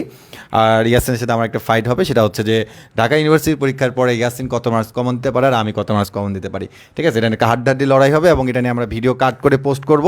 তো দেখবো যে হুবহু কার কমন আসছে এবং কোন টাইপ কমন আসছে। এই জন্য আমি ইয়াসিনের ক্লাসটা ঘরে বসেই করতেছিলাম, ওই রুমে বসে, যে ইয়াসিন আসলে কী পড়াচ্ছে প্রতিটা স্ক্রিনশট নিয়ে রাখছি। তো দেখা হবে 10 তারিখের দিকে, ঠিক আছে? তোমাদেরকে আমি যা পড়াচ্ছি, যে টপিকগুলো বলে দিচ্ছি এখান থেকে, যা পড়াচ্ছে যেটাই পড়লে হবে না, হ্যাঁ, কমন আনতে হবে, একদম হুবহু কমন আনতে হবে, ঠিক আছে? ওটাই দেখবো না 10 তারিখে। কত লেম একটা মানুষ হতে পারে তোমরা চিন্তা করো, একদম কাটে দিব কিন্তু। চলো বাবু ভাইকে আমরা বিদায় দিয়ে দিছি। এই মামুন কই গেল ভাই যাবেন, মারামারি করি, আয় মামুন। আচ্ছা, আমার নাম ইয়াসিন মামুন, আমি অস্বীকার করি। মামুন ভাই, আমি তো বলছি সমস্যা, আমার নাম তো বাবু। আচ্ছা, সমস্যা এখন থেকে এই যে মামুন নাকি একদম কাটে দিব কিন্তু, এটা কেটে দিব কিন্তু, পরে কিন্তু ফাজলামি কিন্তু শেষ হয়ে যাবে এখানে, একদম এখান থেকে কাটে দিব কিন্তু, কাটি আছে। ঠিক আছে, ওকে মামুন ভাই, সো ওকে নো। আচ্ছা ভাই মাইরেন, আমার শ্বাসকষ্ট হয়, শ্বাসকষ্ট হয় আমার। মামুন ভাই স্টুডেন্ট চেতে যাবে অনেক, শ্বাসকষ্ট হয় আমার।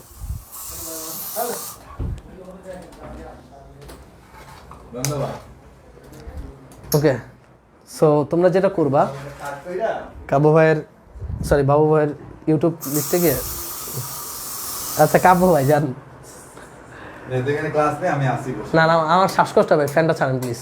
আমি পরে কাশতে কাশতে শেষ হয়ে যাবে একটু পরে। কাশি আসতেছে তো।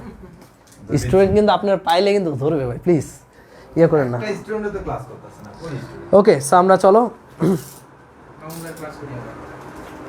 চলো আমরা এবার চলে যাই আমাদের সিডিআর ভিডিআর শেখা শেষ। ভাই খুলে দেন না।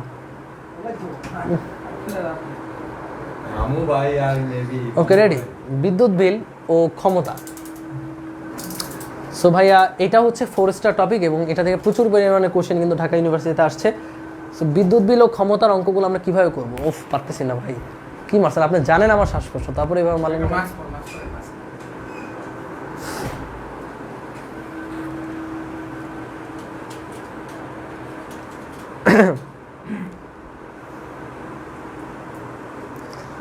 এই যে ফোকাস অন্যরকম হয়ে গেছে না, ক্লাস শেষ না। রেডি।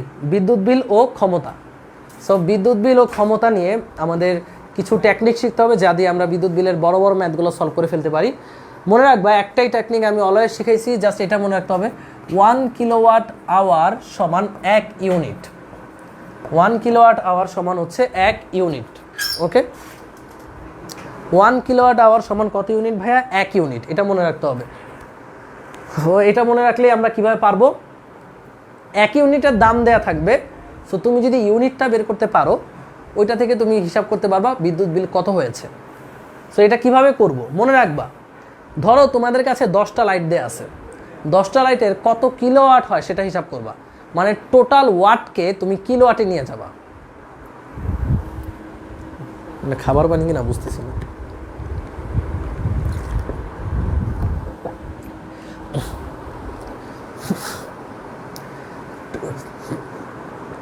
ওকে, টোটাল ওয়াটকে তুমি কিলোওয়াটে নিয়ে যাবা, টোটাল সময়কে তুমি আওয়ারে নিয়ে যাবা।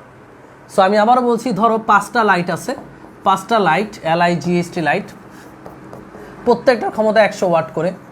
সো মনে করো 10টা ফ্যান আছে, প্রত্যেকটার ক্ষমতা দেয়া থাকবে।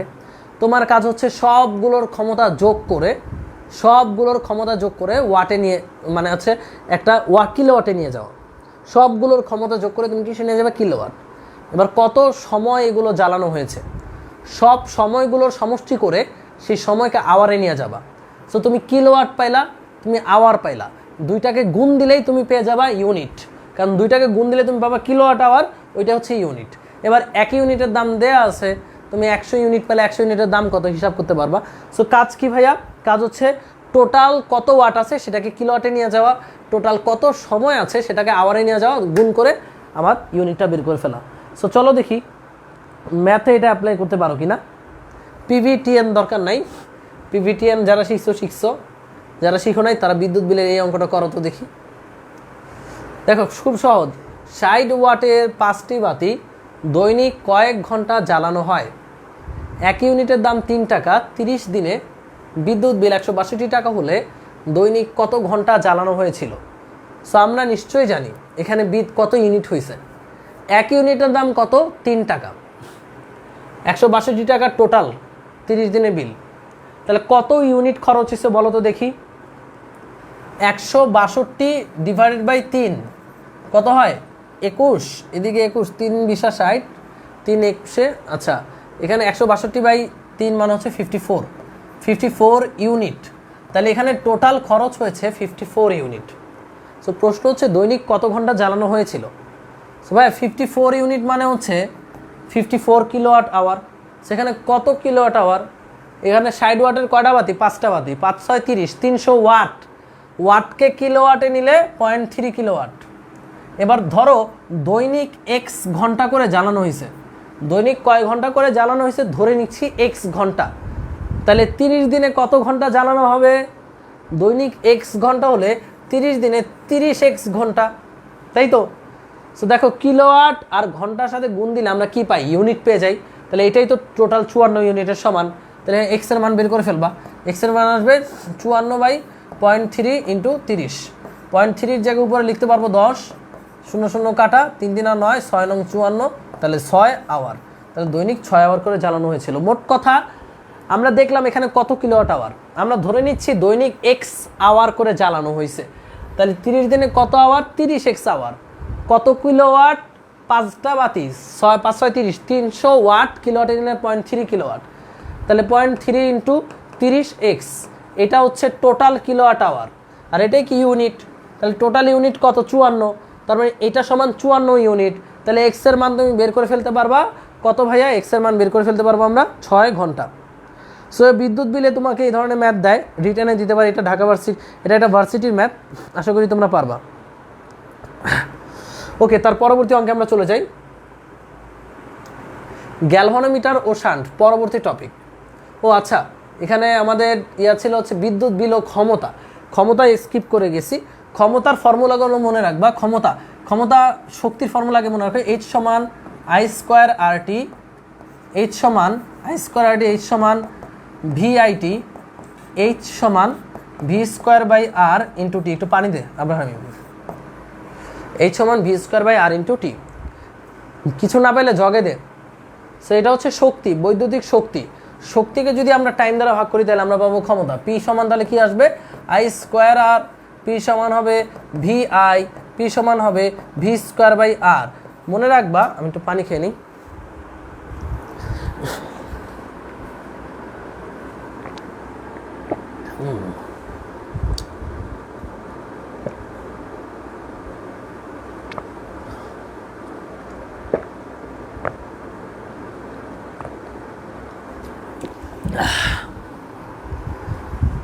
ওকে,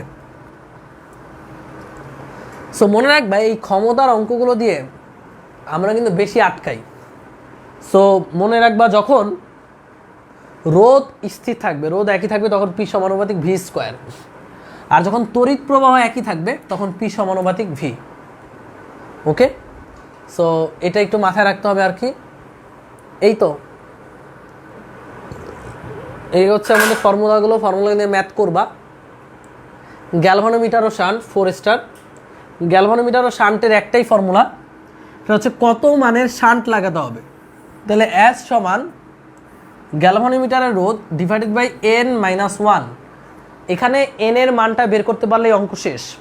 তো n এর মান আমরা কিভাবে বের করব বাচ্চারা, দেখো n এর মান বের করবো এখান থেকে, galvanometer current is equal to I total current divided by n। এটা মনে রাখলে তুমি এইখান থেকে n এর মানটা বের করে এখানে বসায় দিবা। হয়তো বা বুঝতে পারছো না যে এটা কি, এটা তো বুঝতেছি না, আমি বুঝাচ্ছি, ভালো করে মনোযোগ দাও। তুমি জানো শান্ট কি, শান্ট হচ্ছে একটা ছোট মানের রোধ যা গ্যালভানোমিটারকে বাঁচানোর জন্য তার সাথে সমান্তরালে লাগানো হয়। সো কত মানের শান্ট লাগাইতে হবে, শান্টের ফর্মুলা গ্যালভানোমিটারের রোধ ডিভাইডেড বাই n-1, যেখানে n এর পরিচয়টা আমরা এখান থেকে বের করব। গ্যালভানোমিটারের কারেন্ট দেয়া থাকবে, মোট কারেন্ট ডিভাইডেড বাই n, এখান থেকে n এর মানটা বের হবে, সেই n এর মানটা আমরা এখানে কাজে লাগাবো। যেমন ধরো যদি বলে যদি মোট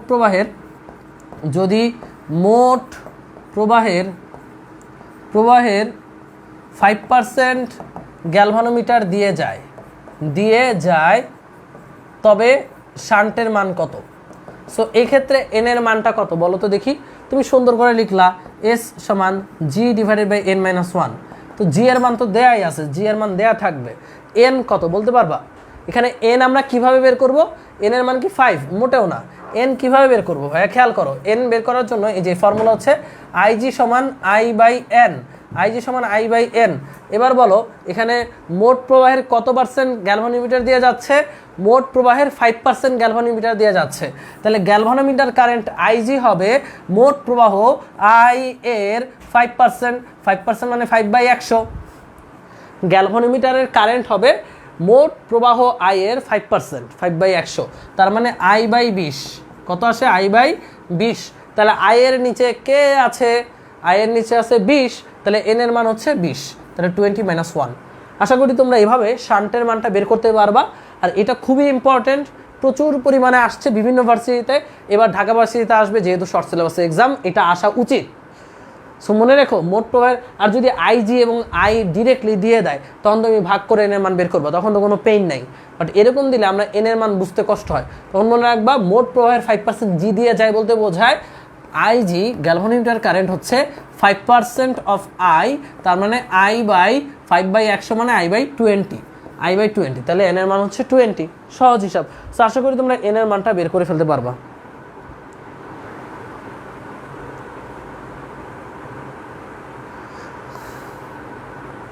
সো চলো, এই হচ্ছে গ্যালভানোমিটার শান্টের মাধ্যমে আমরা শেষ করলাম আমাদের চলতরিৎ।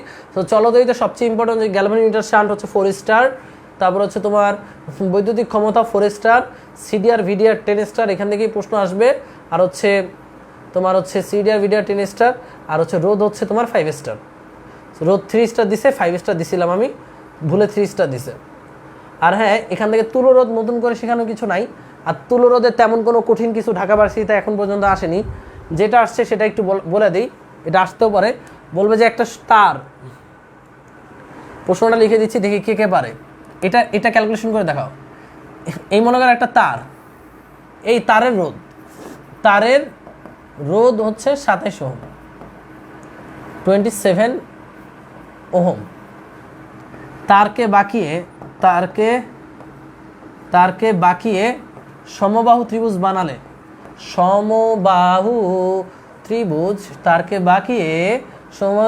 বানালে, তুল্যরোধ কত হবে? দেখি তো এটা কে কে পারো। তুল্য রোধ কত হবে?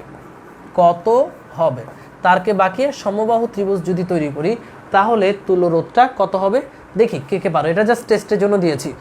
মনে রাখবা, ঢাকা ইউনিভার্সিটিতে তুল্য রোধ সংক্রান্ত কঠিন কিচ্ছু আসে না। যা আসে নর্মাল শর্ট সার্কিটগুলো আসে। যেমন ধর একটা মানে ওগুলো তোমরা পারবা, ওগুলো যারা তুল্য রোধের অঙ্ক করছো তারা পারবা। জাস্ট এটার উত্তর দাও দেখি, এটা কে কে পারো।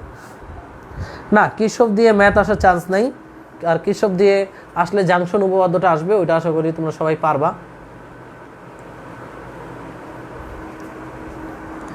দেখি এটার উত্তর কে কে দিতে পারছো। ব্রাদার্সরা, সিস্টার্সরা, এটার উত্তরটা দিয়ে দাও তো দেখি। দেখো ভাইয়া, সমবাহু ত্রিভুজ যখন বানাইলা, তার মানে এই পুরো বাহুটা 3টা ভাগে ভাগ হবে, 1টা 2টা 3টা। সো পুরোটার রোধ হচ্ছে 27, তাহলে এই বাহুর রোধ কত? 9। এটার রোধ হচ্ছে 9 এবং এটার রোধ হচ্ছে 9। সো খেয়াল করো, এবার এদের তুল্য রোধ বের করতে যদি চাও, দেখো এই একটা লাইনে 9 আর 9 শ্রেণীতে আছে, মানে 9 9 যদি শ্রেণীতে থাকে তাহলে এই দুইটা মিলে হয়ে গেল 18। আর এই যে নিচের লাইনে 9 কিন্তু 9ই আছে। এবার এই দুইটা লাইন আবার কীভাবে আছে? প্যারালাল। এই দেখো, এই যে এই লাইনটাতে 9 9 শ্রেণীতে, 9 9 যোগ করলে 18, 18 আর 9 প্যারালালে থাকলে তাদের তুল্যরোধ হবে উপরে গুণফল 18 × 9, নিচে যোগফল 18 + 9 মানে 27। 3 নং 27, 3 6 18, তাহলে 6 ওহম। এটাই হচ্ছে আমাদের অ্যান্সার। ওয়াও, অনেকে সঠিক উত্তর দিয়েছো, ভেরি গুড। যারা সঠিক উত্তর দিয়েছো তারা প্রত্যেকে ইনশাল্লাহ ডিওতে চান্স পাবা, এটা আশা রাখি। Very good, very good, very good, very good. এখন পর্যন্ত 1.1 কি স্টুডেন্ট আমাদের সাথে আছো। সো তোমাদের জন্য 1 সেকেন্ড, একটু গলাটা পরিষ্কার করে আসতে হবে।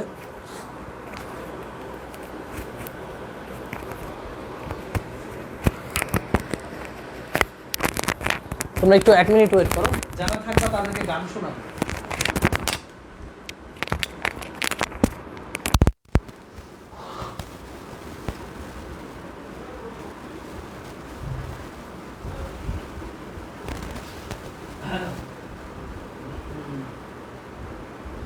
ওকে, সো আমরা চলে আসছি আবারও ব্রেকের পর। সো যারা থাকবে এতক্ষণ পর্যন্ত ছিলা 21 ব্যাচের, তোমাদেরকে একটা গান শোনানো যায়, তাই না? তোমাদের জন্য আমার একটাই গান এখন, যে তোমাদের ঢাকা ইউনিভার্সিটিকে জয় করতে হবে। সেই জয় করার জন্য তোমাদের এই মুহূর্তে প্রচুর পরিমাণে ঢাকা ভার্সিটি কোশ্চেন ব্যাংকটা পড়তে হবে। আর কোনো কথা নাই, খালি প্রশ্ন ব্যাংকটা ধুমায় পড়ো, তোমার চান্স হবেই। ওকে, যেটা বললাম যে প্রশ্ন ব্যাংক ধুমায় পড়তে হবে, যে প্রশ্ন ব্যাংকটা পড়ে ফেলতে পারবা তার চান্স হবেই হবে। ওকে, সো তোমাদের জন্য আমার সেই গানটা হচ্ছে, দেখো তুমি ভালো মতো পড়বা, তোমার রক্ত মাখা চরণ তলে সব কিছু একলা দলে দিতে হবে। সো তোমাদের জন্য একটা রবীন্দ্রসঙ্গীত, তোমরা যেটা এতক্ষণ ছিলা, আর তোমাদের সাথে মনে হয় আজকে শেষ লাইভ ক্লাস। সো নাও, তোমাদের জন্য গাচ্ছি।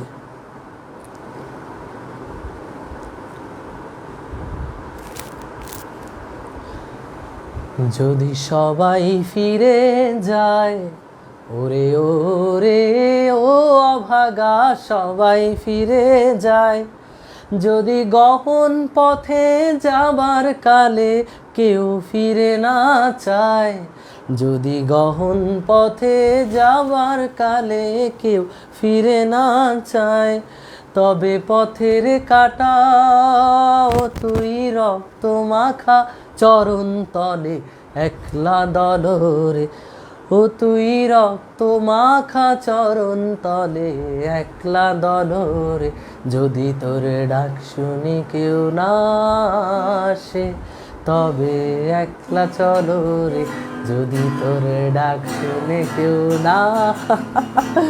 গানের 12টা তোমাদের বাবু ভাই এসব বাজায় দিচ্ছে, সো আর গাওয়া যাবে না। বাবু ভাই যে বাইরে দিয়ে গিটার বাজাচ্ছে জোরে জোরে। ওকে, সো চলো। সো মোট কথা এই গানটা গাওয়ার মূল উদ্দেশ্য হচ্ছে এটাই যে আমাদের পথের যত কাটা আছে আমাদের পা দিয়ে রাখলে রক্ত ছুটবে, ফিরে একদম সিরিজের মতো দরকার রক্ত ছুটবে। তুই বাজাস না, বাজাইস তো বাবু ভাই, তোরে মুরগি হিসেবে পাঠাইছে কেন? মুরগি জবাই করে না, বাজাইছে বাবু ভাই, কিন্তু পাঠাইছে আপনার হামিমকে। যা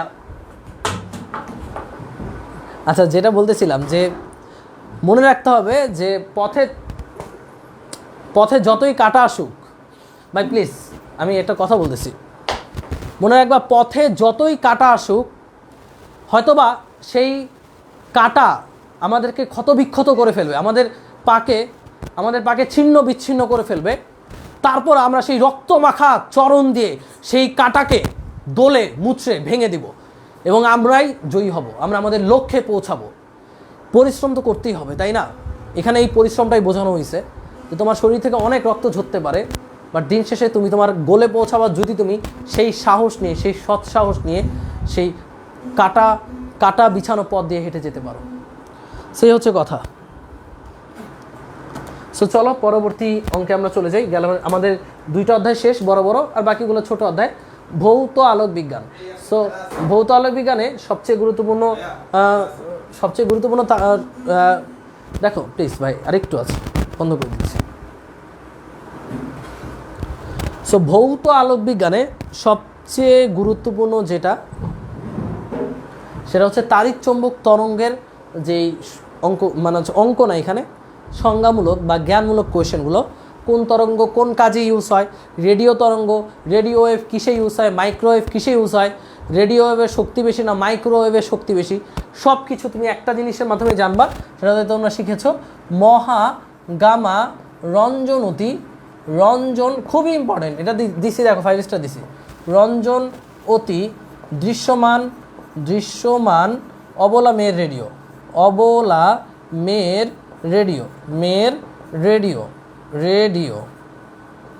সো কোনটা কি?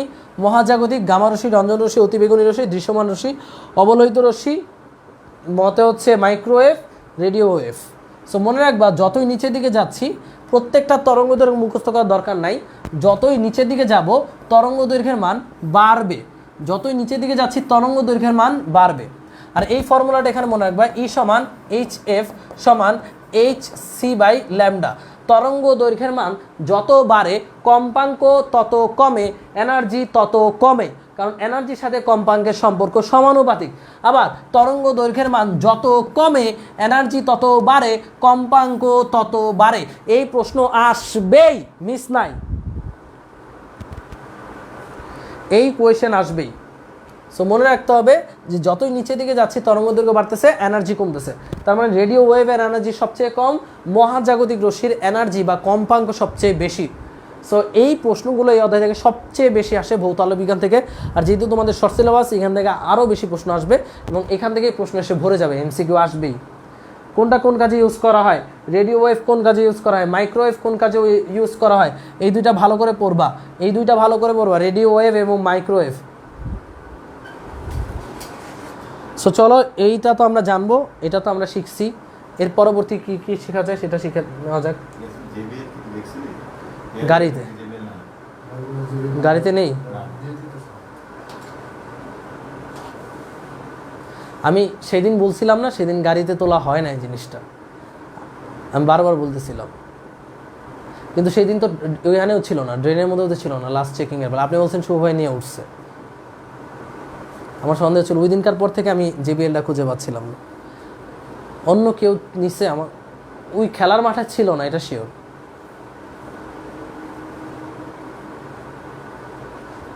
সুন্দর একটা জিনিস।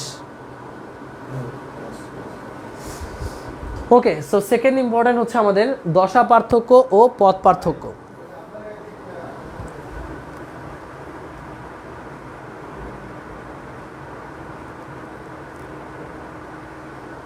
হ্যাঁ, একজন বলেছে ইয়ংয়ের ডিচিটটা ভালো করে করায় দিয়েন। ওকে, করায় দিব না, তার আগে এটাতে একটু মনে রাখো। দশা পার্থক্য ও পথ পার্থক্য, এটা কয় স্টার দিছি? 1 2 3 4 5, 5 স্টার টপিক। মনে রাখবা দপা সমান 2π/λ ইন্টু পপা, 2π/λ ইন্টু পপা। দশা পার্থক্য সমান 2π/λ ইন্টু পথ পার্থক্য, এটা মনে রাখতে হবে। আর এখানে একটা জিনিস মনে রাখো, পথ পার্থক্য বলে দিল 8λ। কয় ল্যামডা? 8λ। তাহলে 2π/λ ইন্টু পথ পার্থক্য 8λ, ল্যামডা কেটে দিলে আর দুগুণে 16π। এবার ধরো অপশনে আছে 2π, অপশনে আছে 16π, কোনটা দাগাবা? মনে রাখবা 16π বলতে কি বোঝায়? এই বিন্দু থেকে যাত্রা শুরু করে আমরা যদি আবার এই বিন্দুতে ঘুরে আসি, কয় রেডিয়ান? 2π রেডিয়ান গেল। তাহলে আবার আসলাম 4π, 8π, না 16π। মোট কথা এখান থেকে 8 বার ঘুরে আসলে 16π, 8 বার ঘুরে আসলে তুমি এখানেই আসবা। আবার তুমি যদি 2 বার ঘুরে আসো, একবার ঘুরে আসো, তখনও তুমি এখানেই আসবা। তার মানে 16π মানে আমরা লিখতে পারি 2π।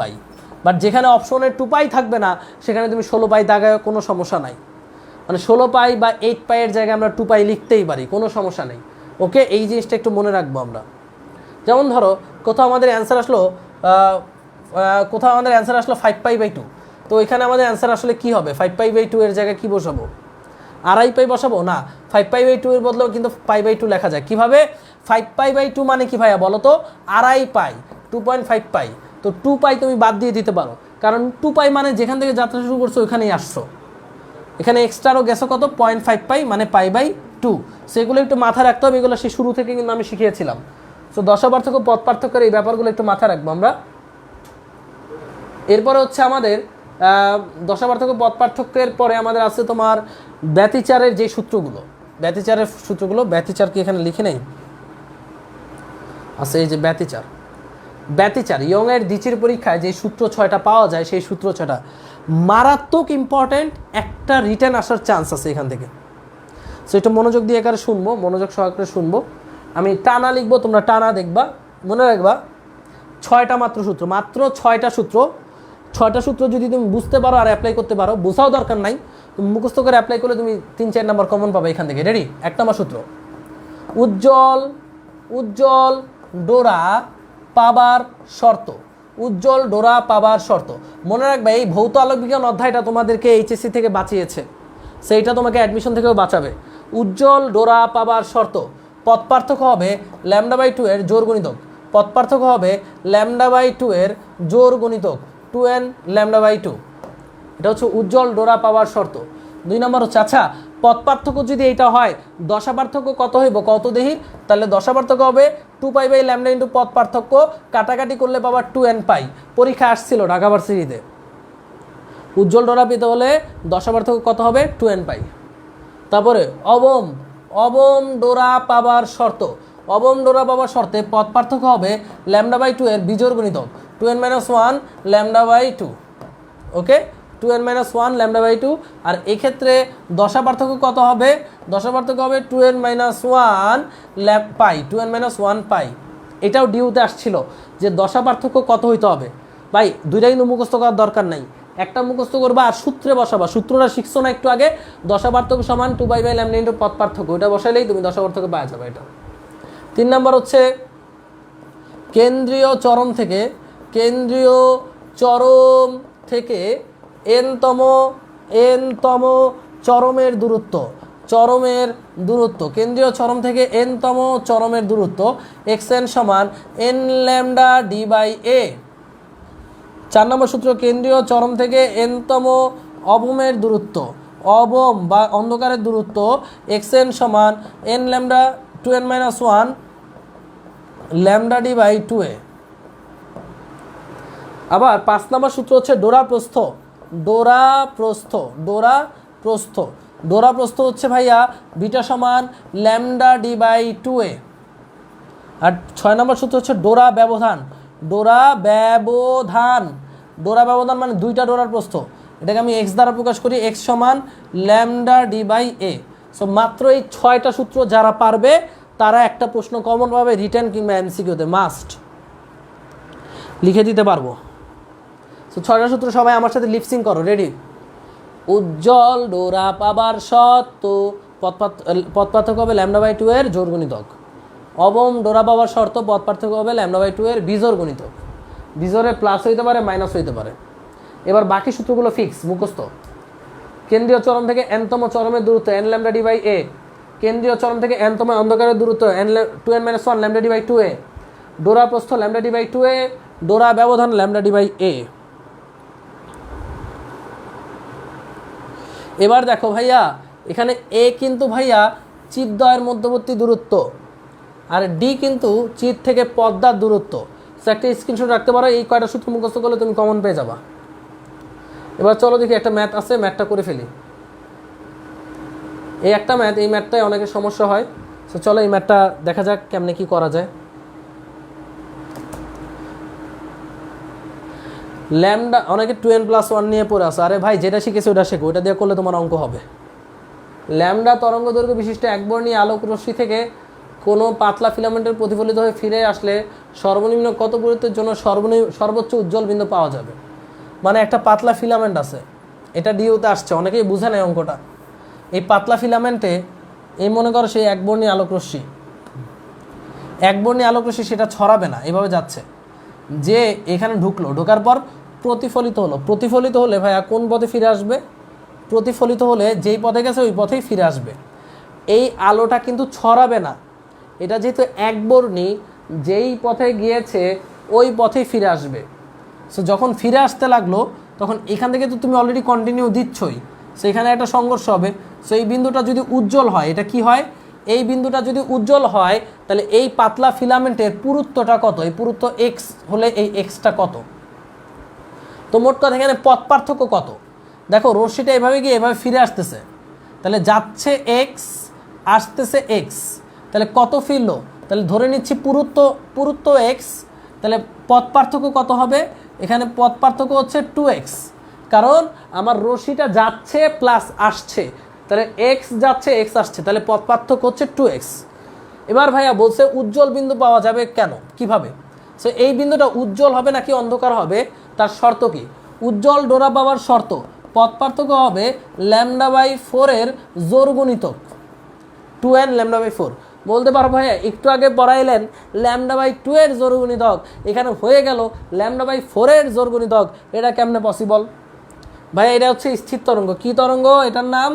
এটার নাম হচ্ছে স্থির তরঙ্গ। এটা কিন্তু ওই ব্যতিচারের মতো না, এটা হচ্ছে স্থির তরঙ্গ।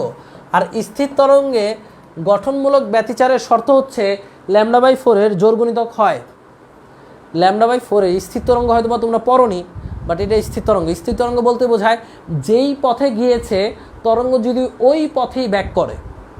আমি আবারও বলছি, যেই পথে গিয়েছে ওই পথেই ব্যাক করলে সংঘর্ষ হলে স্থির তরঙ্গ সৃষ্টি হয়।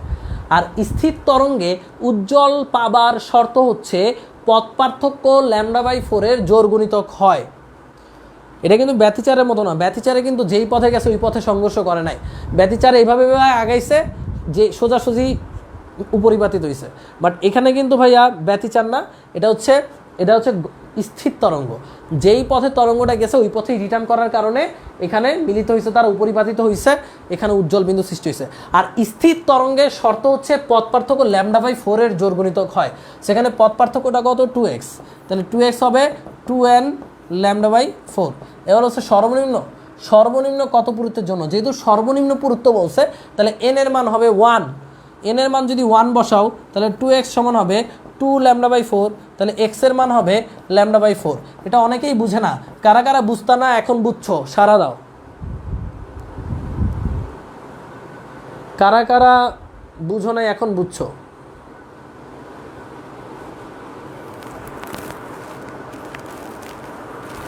ওকে, আশা করি এটা তোমরা পারবা।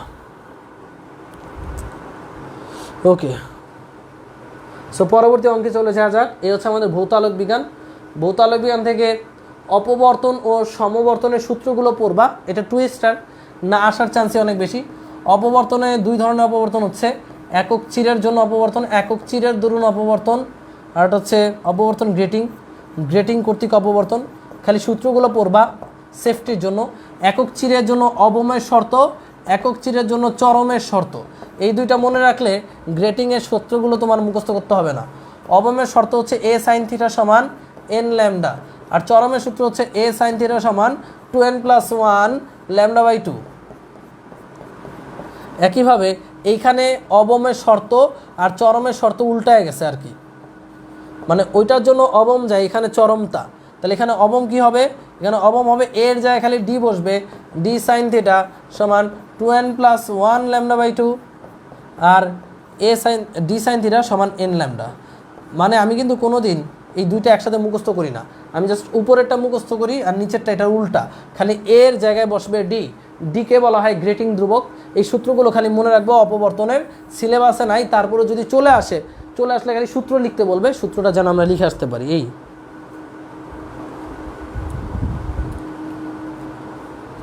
ওকে, সো পরবর্তী প্রশ্নে চলে যাওয়া যাক।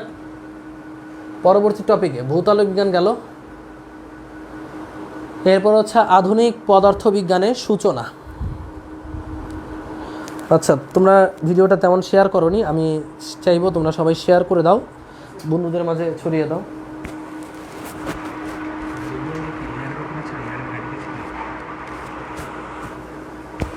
ওটা মাঠেই আছে, সেদিন একবার দেখলাম মাঠের ড্রেনে, এরপরে মাঠের ড্রেনে আর পাইনি।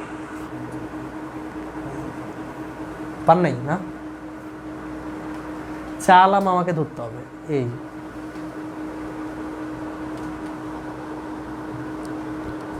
ওকে, সো চলো আমরা পরবর্তী যে অধ্যায় আধুনিক পদার্থবিজ্ঞানের সূচনা, এটা আমরা পড়া শিখে ফেলি। চলো, আধুনিক পদার্থবিজ্ঞানের সূচনায় প্রথমে যেটা আছে সেটা হচ্ছে L0 T0 M0 এবং LTM, যেটাকে আমরা 5 স্টার দিচ্ছি।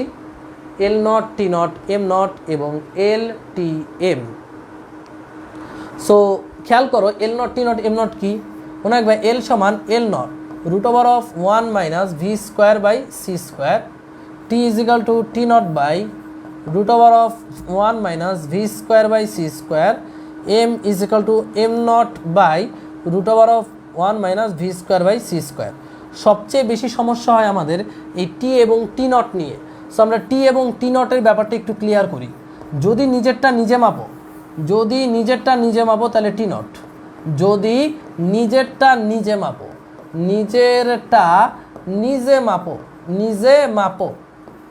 মাপো তাহলে পাবা T0। আর যদি তুমি নিজে অন্যের সময় মাপতে যাও, অন্যেরটা মাপলে সেটা হবে টি। তোমাদেরকে যদি এক্সাম্পলের মাধ্যমে বুঝাই, ধরো তুমি তোমার ছোট ভাই মহাকাশে গেল, তোমার ছোট ভাই ওইখানে 5 বছর ধরে ঘুরতেছে, এটা তুমি পৃথিবীতে বসে বসে মাপতেছো। তুমি বললা যে আমার ভাই কবে আসবে, এভাবে ক্যালেন্ডারে পাতা উল্টাইতে 2005 থেকে 2010 সাল গেল। কারণ এই যে 5 বছর, এই 5 বছরটা কে মাপছে? তুমি না, তোমার ছোট ভাই। তুমি মাপছো। তো তুমি যে 5 বছর মাপলা, এটা আসলে টি নাকি T0? তুমি অন্যের সময় মাপছো, অন্যজন ঘুরতেছে, তুমি মাপতেছো ফাঁকনামি কইরা। তাহলে তুমি যেটা মাপছো সেটা হচ্ছে T0। অন্যেরটা মাপলে, তুমি যদি অন্যটা মাপো তাহলে সেটা T0 বলে ফেলছি না। তুমি যদি অন্যেরটা মাপো, যেহেতু তুমি তোমার ছোট ভাইয়েরটা মাপছো, তোমার ছোট ভাই কতদিন ধরে ঘুরতেছে সেটা পরিমাপ করেছো, তাহলে তুমি টি পরিমাপ করেছো। ওকে, সো আমি বললাম যে একজন রকেটচারী মহাকাশে গেল, 30 বছর ঘুরে আসলো। তাহলে 30 বছর এটা কে দেখছে? আমি দেখতেছি সে 30 বছর ধরে ঘুরতেছে, তাহলে সেটা কি ভাইয়া? টি। সো টি যদি জানো তাহলে T0 বের করবা, আবার T0 যদি জানো তাহলে তুমি টি বের করবা, অঙ্ক শেষ। সো এগুলো নিয়ে আমার ডিটেলস ক্লাস আছে, ক্লাসগুলো দেখবা। অনলি টি, এল এবং L0 নিয়ে কোনো সমস্যায় পড়ে না। L0 M0 এগুলো নিয়ে সমস্যায় পড়ে না, টি নিয়েই সমস্যা পড়ে। এই কারণে আমি তোমাদেরকে টি বুঝাচ্ছি, টি এবং T0। একটা ম্যাথ করো তো দেখি। একজন মহাকাশচারী 23 বছর বয়সে, কত বছর বয়সে করো দেখি, এটা দেখি কে পারে। 23 বছর বয়সে আকাশে গেল। 23 বছর বয়সে 0.8c বেগে মহাকাশে না দিয়ে, মহাকাশ লেখার টাইম নেই, আকাশে লিখি, আকাশে গেল, হ্যাঁ, পৃথিবীর হিসেবে 50 বছর পর ফিরে আসলে তার নিজের কাছে নিজের বয়স কত মনে হবে? তার নিজের কাছে নিজের বয়স কত মনে হবে? নিজের বয়স কত মনে হবে, দ্যাট ইজ দ্য কোয়েশ্চেন। করো তো দেখি, এটা কে কে পারবা? সো দেখো 50 বছর পর ফিরে আসে, এই যে 50 বছর, এটা কে দেখছে? আমি না সে? এই 50 বছর তুমি মাপতেছো না সে মাপছে? কও তো দেখি। এই 50 বছর সে মাপছে, সে মাপছে, হ্যাঁ, বলদের মতো কথা বলতেছি কেন আমি? এই 50 বছর আমি মেপেছি, তাহলে এই যে 50 বছর এটা কি আসলে? এটা হচ্ছে টি। আমার টি দেওয়া আছে, এবার আমার টি নট বের করতে হবে। তাহলে টি নট কত হবে? টি নট সমান হবে T into root over of 1 minus V square by C square. ওই যে আর গুণন করে নিলাম, টি হচ্ছে 50 রুট 1 মাইনাস ভি কত? 0.8c, 0.8 স্কোয়ার করলে হবে 0.64, 1 মাইনাস 0.64 মানে 0.36, 0.6 5 6 30, মানে 30 বছর হবে। তাহলে ভাইয়া তার নিজের কাছে নিজের বয়স, তার মানে সে ভাবতেছে সে আসলে 30 বছর ধরে ঘুরতেছে, তার কাছে তার বয়স কত মনে হবে? রওনা দিছিল 23 বছরে, তাহলে তার কাছে তার বয়স মনে হবে কত? বয়স মনে হবে ভাইয়া 53 বছর। 30 প্লাস 23, 30 প্লাস 23 মানে 53 বছর। আর পৃথিবীবাসীর কাছে কত মনে হবে? 50 প্লাস 23 73 বছর। ওয়াও, সবাই পেরেছো, সবাই পেরেছো, that's why very good, very good. শুনে খুশি হলাম। তো এই ধরনের অঙ্কই আসবে, এগুলো সবাই পারবো। এর পরবর্তী ইম্পর্টেন্ট টপিক কোনটা সেটা আমরা একটু বুঝাই, চলো। এই যে ইকুয়াল এমসি স্কোয়ার, বলতে পারবো এটা তো ছোট সূত্র, এটা তো আমরা পারি, বাট অনেকেই ভুল করবে। সো চলো পারা জিনিসটাকে আমরা কোথায় ভুল করে সেটা জাস্ট একটু ধরায় দিই। E is equal to MC square. এখানে ই হচ্ছে total energy, total energy. M হচ্ছে ভাইয়া সচল ভর, সি স্কোয়ার তো আমরা জানি। সচল ভরের ফর্মুলা কি? সচল ভরের ফর্মুলা কিন্তু M not by root over of 1 minus V square by C square. So অবশ্যই মনে রেখো এই এম এর জায়গায় কিন্তু আমরা M not by root over of 1 minus V square by C square বসাতে পারি। এবার এটা টোটাল এনার্জি, টোটাল এনার্জির মধ্যে আছে স্থির অবস্থার এনার্জি প্লাস গতিশক্তি সমান এমসি স্কোয়ার। এই ইকুয়েশনটা the most important equation for your admission test. মনে রেখো এই যে টোটাল এনার্জি, টোটাল এনার্জির মধ্যে আছে স্থির অবস্থার শক্তি প্লাস গতিশক্তি is equal to MC square. এখান থেকে গতিশক্তি বের করতে বলবে, গতিশক্তি ইকে সমান MC square minus M not C square. So প্রচুর পরিমাণে প্রশ্ন, একটা প্রশ্নই বারবার আসছে এই একটা ফর্মুলা দিয়ে গতিশক্তি বের করতে বলে। আশা করি তোমরা সবাই পারবা। কেমনে পারবা চলো সেটা করে ফেলা যাক। একটা কোয়েশ্চেন তোমাদেরকে দেই, তাইলে বোঝা যাবে। সি বাই রুট টু বেগে চলমান কণার গতিশক্তি কত? কণার গতি শক্তি কত? তোমরা যদি বলদের মতো লিখো হাফ এম ভি স্কোয়ার, তাহলে কিন্তু এই সূত্র এখানে খাটবে না, এখানে আলোর বেগের কাছাকাছি বেগে যাচ্ছে। সো কুছ তো রেসপেক্ট দে দো ইধার, তাই না? ইধার কুছ তো রেসপেক্ট দো। সে ইকের ফর্মুলা কি? ইকে সমান হবে M C square minus M not C square. So M এর জায়গায় লিখতে পারবো M not by root over of 1 minus V square by C square. V এর মান হচ্ছে এটা, এটা কিন্তু ভি, ভি ভি স্কোয়ার করলে C by C square by 2, C square by 2, C square কাটা, তাহলে পরে থাকবে 1/2 minus M not C square, এরকমই থাকবে, তাই তো? কত হয়? ও এখানে তো আমাদের একটা সি স্কোয়ার আছে, আরও এক্সট্রা সি স্কোয়ার আছে, minus M not C square. এবার কত হবে? 1 মাইনাস 1/2 করলে হাফ, তাহলে উপরে চলে যাবে √2, তাহলে √2 M not C square minus M not C square. √2 মানে 1.414, 1.414 থেকে একটা বিয়োগ দিলে পরে থাকবে 0.414 এম নট সি স্কোয়ার। এই প্রশ্নটা 1000 বার আসছে, ঢাবিতে আসছে, রাবিতে আসছে, কুবিতে আসছে, আশা করি তোমরা পারবা। খুবই গুরুত্বপূর্ণ, 0.414 M not C square, that is the answer.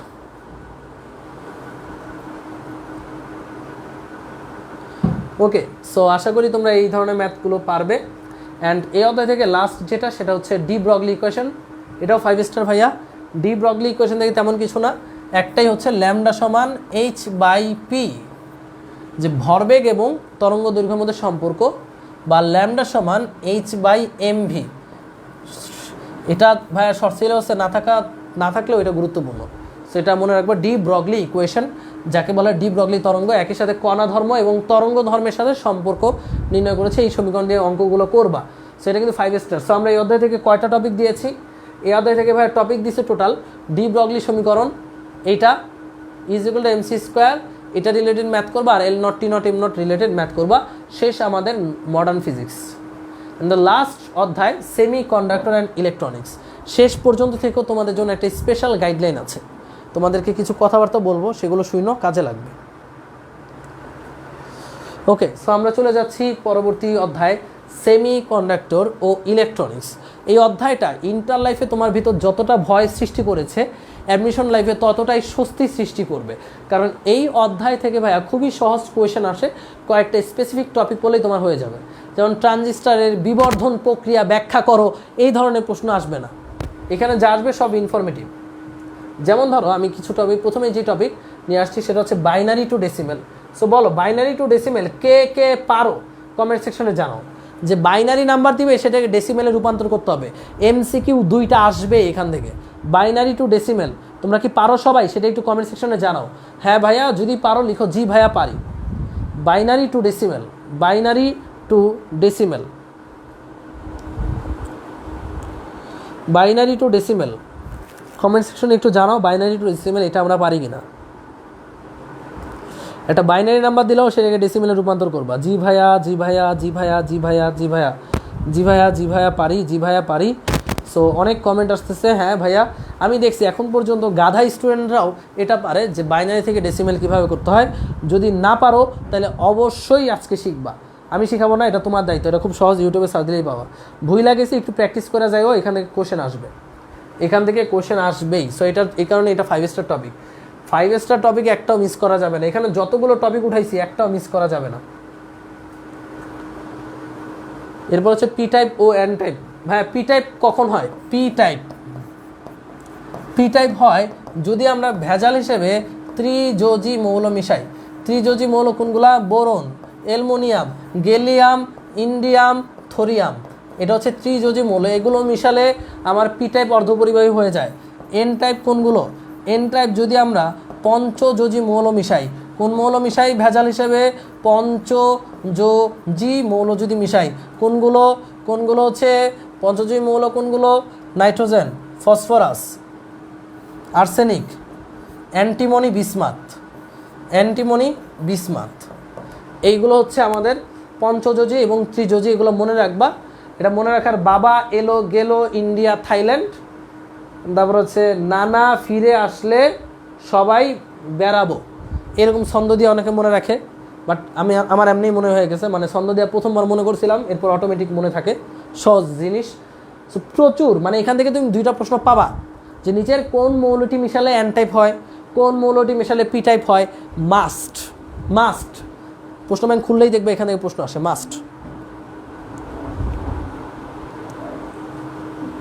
Must এখান থেকে আসবেই। N type, P type screenshot নিয়ে নিতে পারো, এটা আসবেই। এরপর মনে করো আমাদের আছে ডায়োড, ট্রানজিস্টর, বিবর্ধক গুণক। আচ্ছা, ডায়োড এবং ট্রানজিস্টর লিখতে ভুলে গেছি, এটা হচ্ছে 5 স্টার। 1 2 3 4 5। ব্যবহার মানে ডায়োড এবং ট্রানজিস্টর কোন কাজে ব্যবহার করা হয়? ডায়োড, ট্রানজিস্টর আমি বলে দিচ্ছি, তোমরা মনে রাখবা। ডায়োড ব্যবহার করা হয় একমুখীকরণ বা রেকটিফায়ার হিসেবে ব্যবহার করা হয়, বা একমুখী কারক, এসিকে ডিসি সিগন্যাল রূপান্তর করে ডায়োড। ট্রানজিস্টর ব্যবহার করা হয় ভাই অ্যাম্প্লিফায়ার বা বিবর্ধক হিসেবে, সুইচ হিসেবে ট্রানজিস্টর ব্যবহার করা হয়। বিবর্ধক এবং সুইচ হিসেবে ট্রানজিস্টর ব্যবহার করা হয়। এই 2টা জিনিস মনে রাখবা। আর কি কি ব্যবহার আছে সেটা একটু মনে রাখতে হবে, বইটা রিডিং করে যেও, ডায়োড এবং ট্রানজিস্টরের ব্যবহার। এরপর আছে হচ্ছে আমাদের এখান থেকে ম্যাথ, ক্ষুদ্র ম্যাথ, বিবর্ধক গুণক এবং প্রবাহ লাভ। তোমাকে বলতে পারে নিচের কোনটি বিবর্ধক গুণক? বিবর্ধক গুণক হচ্ছে আলফা, আর প্রবাহ লাভ হচ্ছে বিটা। আলফার ফর্মুলা কি? আলফার ফর্মুলা নাই, বাট বিটার ফর্মুলা আমরা জানি, alpha divided by 1 minus alpha. Emitter current IE সমান base current plus collector current. তারপরে আলফা সমান আইসি বাই আইই, আর বিটা সমান আইসি বাই আইবি। এগুলো নর্মাল সূত্র, একটা স্ক্রিনশট রাখতে পারো।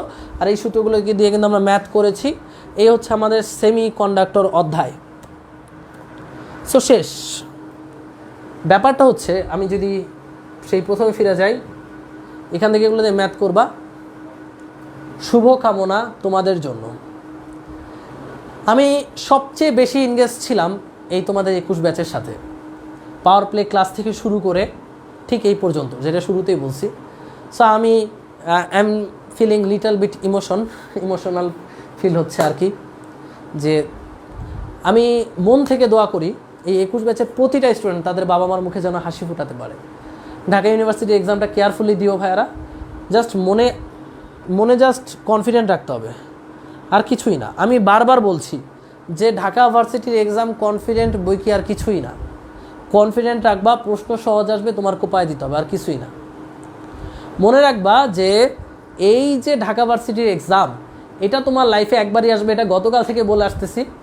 আর ঢাকা ভার্সিটিতে চান্স পাওয়া হচ্ছে বাংলাদেশের সবচেয়ে ইজি একটা টাস্ক, এর চেয়ে ইজি টাস্ক নাই। ঢাকা ভার্সিটির প্রশ্নের সাথে অন্য ভার্সিটির কোয়েশ্চেন তুলনা করলেই তুমি বুঝতে পারবা যে কোথায় প্রশ্ন সহজ, কোথায় প্রশ্ন কঠিন। জাস্ট কনফিডেন্টের অভাবে আমরা ভুল করে দিয়ে আসি। আমরা ভাবি সময় চলে যাচ্ছে, আমরা ভাবি এটা আমার 100তে 100 পেতে হবে, ব্যাপারটা এমন না। সো তোমাদের সবার জন্য শুভকামনা রইল। বাবা মার মুখে হাসি ফোটাও। ঢাকা ইউনিভার্সিটিতে চান্স পাওয়ার পর ইয়াসিন ভাইকে এসে বলবা যে ভাইয়া আমরা চান্স পেয়েছি, আমাদের জন্য দোয়া করবেন, আমাদেরকে ট্রিট দেন, তোমাদেরকে বুফে খেতে নিয়ে যাবো। আমি চাই এই মুহূর্তে যে 875 জন, যে 900 জন স্টুডেন্ট আছে, প্রত্যেককে যেন আমি বুফে খাওয়াইতে পারি। আমি যেন ফকির হয়ে যাই, আমার যেন কিডনি ব্যস্ত হয় বুফে খাওয়াইতে গিয়া। তারপর আমি চাই এই 900 স্টুডেন্ট যেন এসে আমাকে বলে যে ইয়াসিন ভাই আমি চান্স পেয়েছি, আপনাদের দোয়ায় চান্স পেয়েছি। এই কথাটা আমি চাই। চান্স না পেলে একটা ছেলে বা মেয়ের মনে কী লেভেলের হতাশা যে কাজ করে, সেটা আসলে কেউ বুঝাতে পারবে না। আমি একটা ছোট্ট গল্প বলতে চাই, এই গল্পটা তোমাদের দুজনকেও যদি মোটিভেট করে, আমি তাতে এই গল্পটা বলার সার্থক হবে। আমি যে স্কুলে পড়তাম সেই স্কুলে ফার্স্ট বয় ছিল অনেক, মানে সে ছোট্টবেলা থেকে ওই স্কুলে ফার্স্ট বয়। আমি স্বপ্ন দেখতাম তার মতো কবে হব।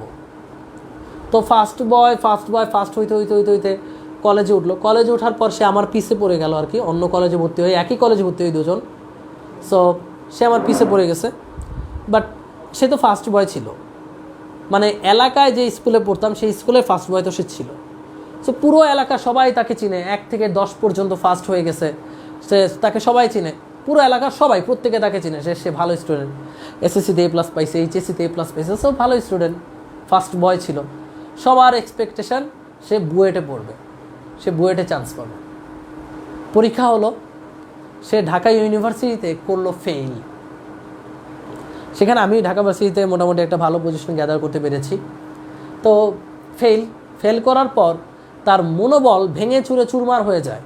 তার বাবা মা, যেই বাবা মা তাকে এত বছর ফার্স্ট হওয়ার কারণে প্রতি বছর তাকে বাহবা দিত, প্রতি বছর তাকে নিয়ে গর্ব করতো, সেই বাবা মা এসে তাকে খোঁজা দিত, ইয়াসিন চান্স পেয়েছে, তুই পাস নাই, তোর মতো ছাগল আমি আর জীবনও দেখি নাই। অ্যাডমিশন টাইমে এরকম মেন্টাল প্রেশার দেয়। ভাইয়া কালকে একটা পোস্ট করতেছিলাম, মানুষ কখন, একটা শিক্ষার্থী কখন সুইসাইড অ্যাটেম্প নেয়? তার বাবা মা, সেই আপন বাবা মার কাছ থেকে যখন একটা মেন্টাল প্রেশার আসে, উৎসাহমূলক কথাবার্তার বদলে খোটামূলক কথাবার্তা আসে তখন। আর চান্স না পেলে এই পরিস্থিতিতে তোমার পড়তে হবে, কারণ তোমার বাবা মাও তখন বুঝবে না। তোমার বাবা মা দেখবে যে তোমার বন্ধুরা চান্স পাচ্ছে, তার আশেপাশের মানুষজন চান্স পাচ্ছে, তুমি পাওনি, তখন তোমাকে কথা শোনাবে।